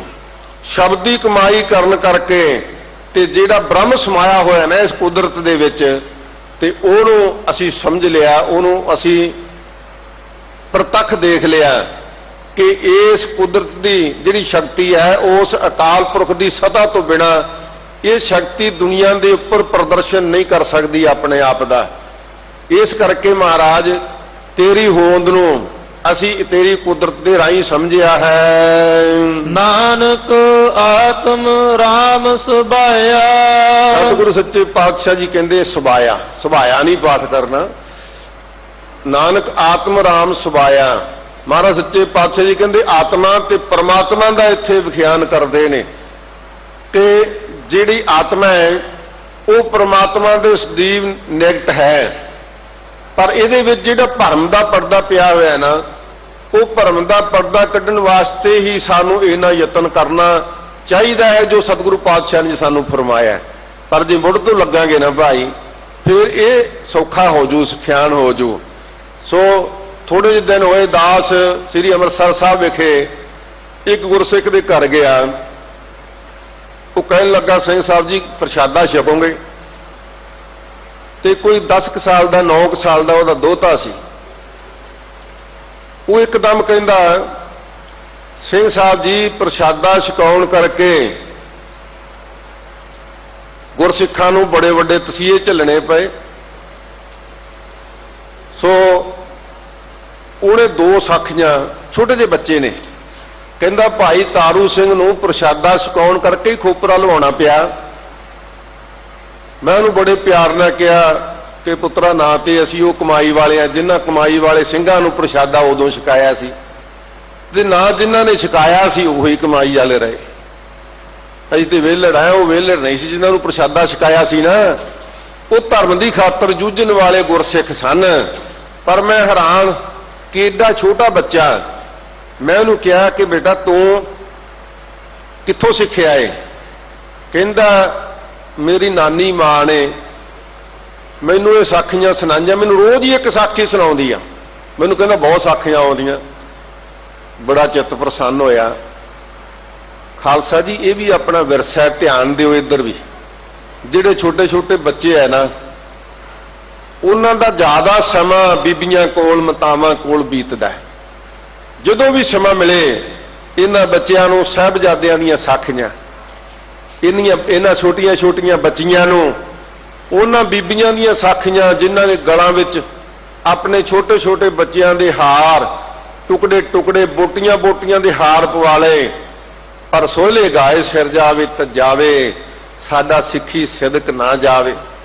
ਜਦੋਂ ਅਸੀਂ ਬੱਚਿਆਂ ਨੂੰ ਇਹ ਸਾਖੀਆਂ ਸੁਣਾਵਾਂਗੇ ਕਿ ਛੋਟੀ ਉਮਰ ਦੇ ਵਿੱਚ ਸਾਹਿਬ ਬਾਬਾ ਜੋਰਾਵਰ ਸਿੰਘ ਜੀ, ਬਾਬਾ ਫਤਿਹ ਸਿੰਘ ਜੀ, ਜਿਨ੍ਹਾਂ ਨੇ ਬੜੀ ਛੋਟੀ ਉਮਰ ਦੇ ਵਿੱਚ ਅੰਮ੍ਰਿਤ ਪਾਨ ਕੀਤਾ, ਅੰਮ੍ਰਿਤਧਾਰੀ ਹੋ ਕੇ ਗੁਰੂ ਕੇ ਸਿੰਘ ਸਜੇ, ਪਰ ਜ਼ੁਲਮ ਨਾਲ ਟੱਕਰ ਲੈਂਦਿਆਂ ਹੋਇਆਂ ਵੱਡੀਆਂ ਵੱਡੀਆਂ ਜੋ ਦਿੱਤੀਆਂ ਜਾਣ ਵਾਲੀਆਂ ਲਾਲਚ ਦੀਆਂ ਤੋਹਫਿਆਂ ਦੇ ਵਿੱਚ ਜਗੀਰਾਂ ਸਨ, ਉਹਨਾਂ ਨੂੰ ਤਿਆਗ ਦਿੱਤਾ।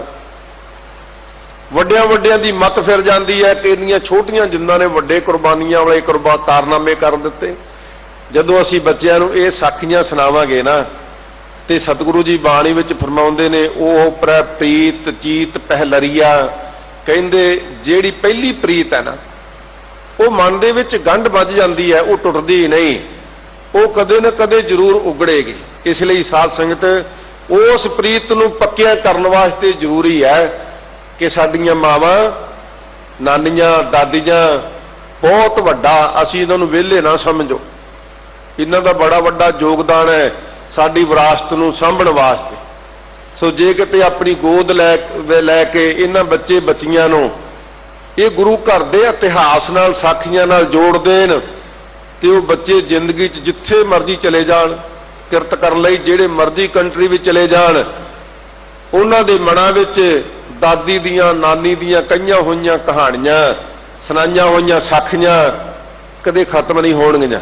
ਇੱਕ ਦਿਨ ਆਏਗਾ ਉਹਨਾਂ ਦੇ ਮਨ ਵਿੱਚੋਂ ਉਹੀ ਉਜਾਗਰ ਭਾਵਨਾ ਬਣੇਗੀ। ਆਪਾਂ ਮਹਾਰਾਜ ਦਲੀਪ ਸਿੰਘ ਦੀਆਂ ਸਾਖੀਆਂ ਸੁਣਦੇ ਆ ਨਾ, ਕਿ ਈਸਾਈ ਲੋਕਾਂ ਨੇ ਬ੍ਰਿਟਨ ਦੇ ਵਿੱਚ ਬੜੇ ਤਰ੍ਹਾਂ ਦੇ ਢੰਗਾਂ ਦੇ ਨਾਲ ਉਹਨਾਂ ਨੂੰ ਧਰਮ ਤਬਦੀਲ ਕਰਨ ਵਾਸਤੇ ਪ੍ਰੇਰਿਆ। ਪਰ ਇੱਕ ਦਿਨ ਐਸਾ ਆਇਆ ਕਿ ਆਪਣੀ ਮਾਂ ਦੀਆਂ ਦਿੱਤੀਆਂ ਹੋਈਆਂ ਲੋਰੀਆਂ ਉਹਦੇ ਮਨ ਵਿੱਚ ਉਜਾਗਰ ਹੋ ਗਈਆਂ ਕਿ ਤੇਰੇ ਐਡੇ ਲੰਮੇ ਕੇਸ, ਤੂੰ ਸਿੱਖੀ ਨਾਲ ਪਿਆਰ ਕਰਨ ਵਾਲੇ ਮਹਾਰਾਜੇ ਦਾ ਪੁੱਤਰ, ਤੇ ਤੂੰ ਸਿੱਖੀ ਤਿਆਗ ਦਿੱਤੀ। ਫਿਰ ਦੁਬਾਰਾ ਸਿੱਖੀ ਵਿੱਚ ਪ੍ਰਵੇਸ਼ ਹੋਇਆ ਸੀ, ਕਿਉਂਕਿ ਉਹ ਪਹਿਲੀਆਂ ਲੋਰੀਆਂ ਮਨ ਵਿੱਚੋਂ ਖਤਮ ਨਹੀਂ ਸਨ ਹੋਈਆਂ। ਇਸ ਲਈ ਸਾਨੂੰ ਇਸ ਪਾਸੇ ਜ਼ਰੂਰ ਧਿਆਨ ਦੇਣਾ ਚਾਹੀਦਾ ਹੈ। ਅਸੀਂ ਬੱਚਿਆਂ ਨੂੰ ਵਾਹਿਗੁਰੂ ਵਾਹਿਗੁਰੂ ਭਾਵੇਂ 1 ਮਿੰਟ ਹੀ ਕਰੋ, ਉਹਦੇ ਨਾਲ ਵਾਹਿਗੁਰੂ ਵਾਹਿਗੁਰੂ ਨਾਲ ਜੁੜੋ, ਫਿਰ ਭਾਈ ਮੂਲ ਮੰਤਰ ਨਾਲ ਜੁੜੋ। ਜਿਵੇਂ ਜਿਵੇਂ ਬੱਚਾ ਵੱਡਾ ਹੁੰਦਾ ਉਹਨੂੰ ਨਿਤਨੇਮ ਸਿਖਾਓ, ਫਿਰ ਉਹਨੂੰ ਗੁਰੂ ਘਰ ਦੀਆਂ ਸਾਖੀਆਂ, ਇਤਿਹਾਸ ਦੱਸੋ, ਤੇ ਉਹ ਜਦੋਂ ਆਪਣੇ ਹੱਥ ਵਿੱਚੋਂ ਨਿਕਲੇਗਾ ਨਾ, ਤੇ ਉਦੋਂ ਫਿਰ ਉਹਦੇ ਮਨ ਵਿੱਚੋਂ ਇਹ ਗੱਲਾਂ ਨਹੀਂ ਨਿਕਲਣਗੀਆਂ, ਇਹ ਉਹਨਾਂ ਦੇ ਮਨ ਵਿੱਚ ਜਮਾ ਹੋ ਜਾਣਗੀਆਂ।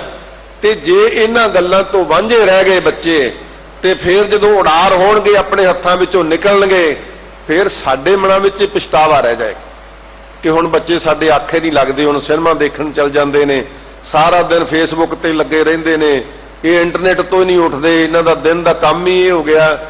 ਤੇ ਜੇ ਭਾਈ ਉਹਨਾਂ ਦੇ ਮਨਾਂ ਵਿੱਚ ਸਾਖੀਆਂ ਹੋਣਗੀਆਂ, ਉਹ ਫੇਸਬੁੱਕ ਤੇ ਵੀ, ਉਹ ਵਟਸਐਪ ਤੇ ਵੀ ਇਸ ਨੂੰ ਉਹ ਮਿਸਯੂਜ਼ ਨਹੀਂ ਕਰਨਗੇ, ਇਹਦੇ ਵਿੱਚੋਂ ਵੀ ਉਹ ਸਿੱਖ ਇਤਿਹਾਸ ਲੱਭਣਗੇ, ਉਹ ਮਹਾਂਪੁਰਖਾਂ ਦੇ ਗੁਣ ਲੱਭਣਗੇ, ਉਹਦੇ ਵਿੱਚੋਂ ਨਾਮ ਬਾਣੀ ਦਾ ਆਸਰਾ ਭਾਲਣਗੇ। ਇਸ ਨਵੀਂ ਤਕਨੀਕ ਨੂੰ, ਸਾਇੰਸ ਦੀ ਤਕਨੀਕ ਨੂੰ ਵੀ ਉਹ ਆਪਣੇ ਹਿਰਦੇ ਵਿੱਚ ਪ੍ਰਪੱਕਤ ਕਰਨ ਵਾਸਤੇ ਸਿੱਖੀ ਨੂੰ, ਇਹਦੇ ਇਹਨਾਂ ਸਾਧਨਾਂ ਨੂੰ ਉਹ ਵਰਤਣਗੇ। ਸੋ ਇਸ ਵਾਸਤੇ ਇਧਰ ਧਿਆਨ ਦੇਣ ਦੀ ਜ਼ਰੂਰਤ ਹੈ। ਸਤਿਗੁਰੂ ਸੱਚੇ ਪਾਤਸ਼ਾਹ ਜੀ ਫਰਮਾਉਂਦੇ ਨੇ ਕਿ ਤੇਰੀ ਕੁਦਰਤ ਕਰਕੇ, ਤੇਰੀ ਕੁਦਰਤ ਦੇ ਕੌਤਕ ਕਰਕੇ ਮਹਾਰਾਜ ਸਾਡਾ ਮਨ ਮੰਨ ਗਿਆ ਕਿ ਤੂੰ ਇਸ ਕੁਦਰਤ ਦੇ ਵਿੱਚ ਆਪ ਵਸਿਆ ਹੋਇਆ ਹੈ, ਜਰੇ ਜਰੇ ਦੇ ਵਿੱਚ ਤੇਰੀ ਪ੍ਰਵੇਸ਼ਤਾ ਹੈ। ਗੁਰ ਸਤਿਗੁਰ ਅਲਖ ਲਖਾਇਆ, ਕਿਉਂਕਿ ਪਿਛਲੀ ਪੰਕਤੀ ਪੜੋ ਸਾਰੀ।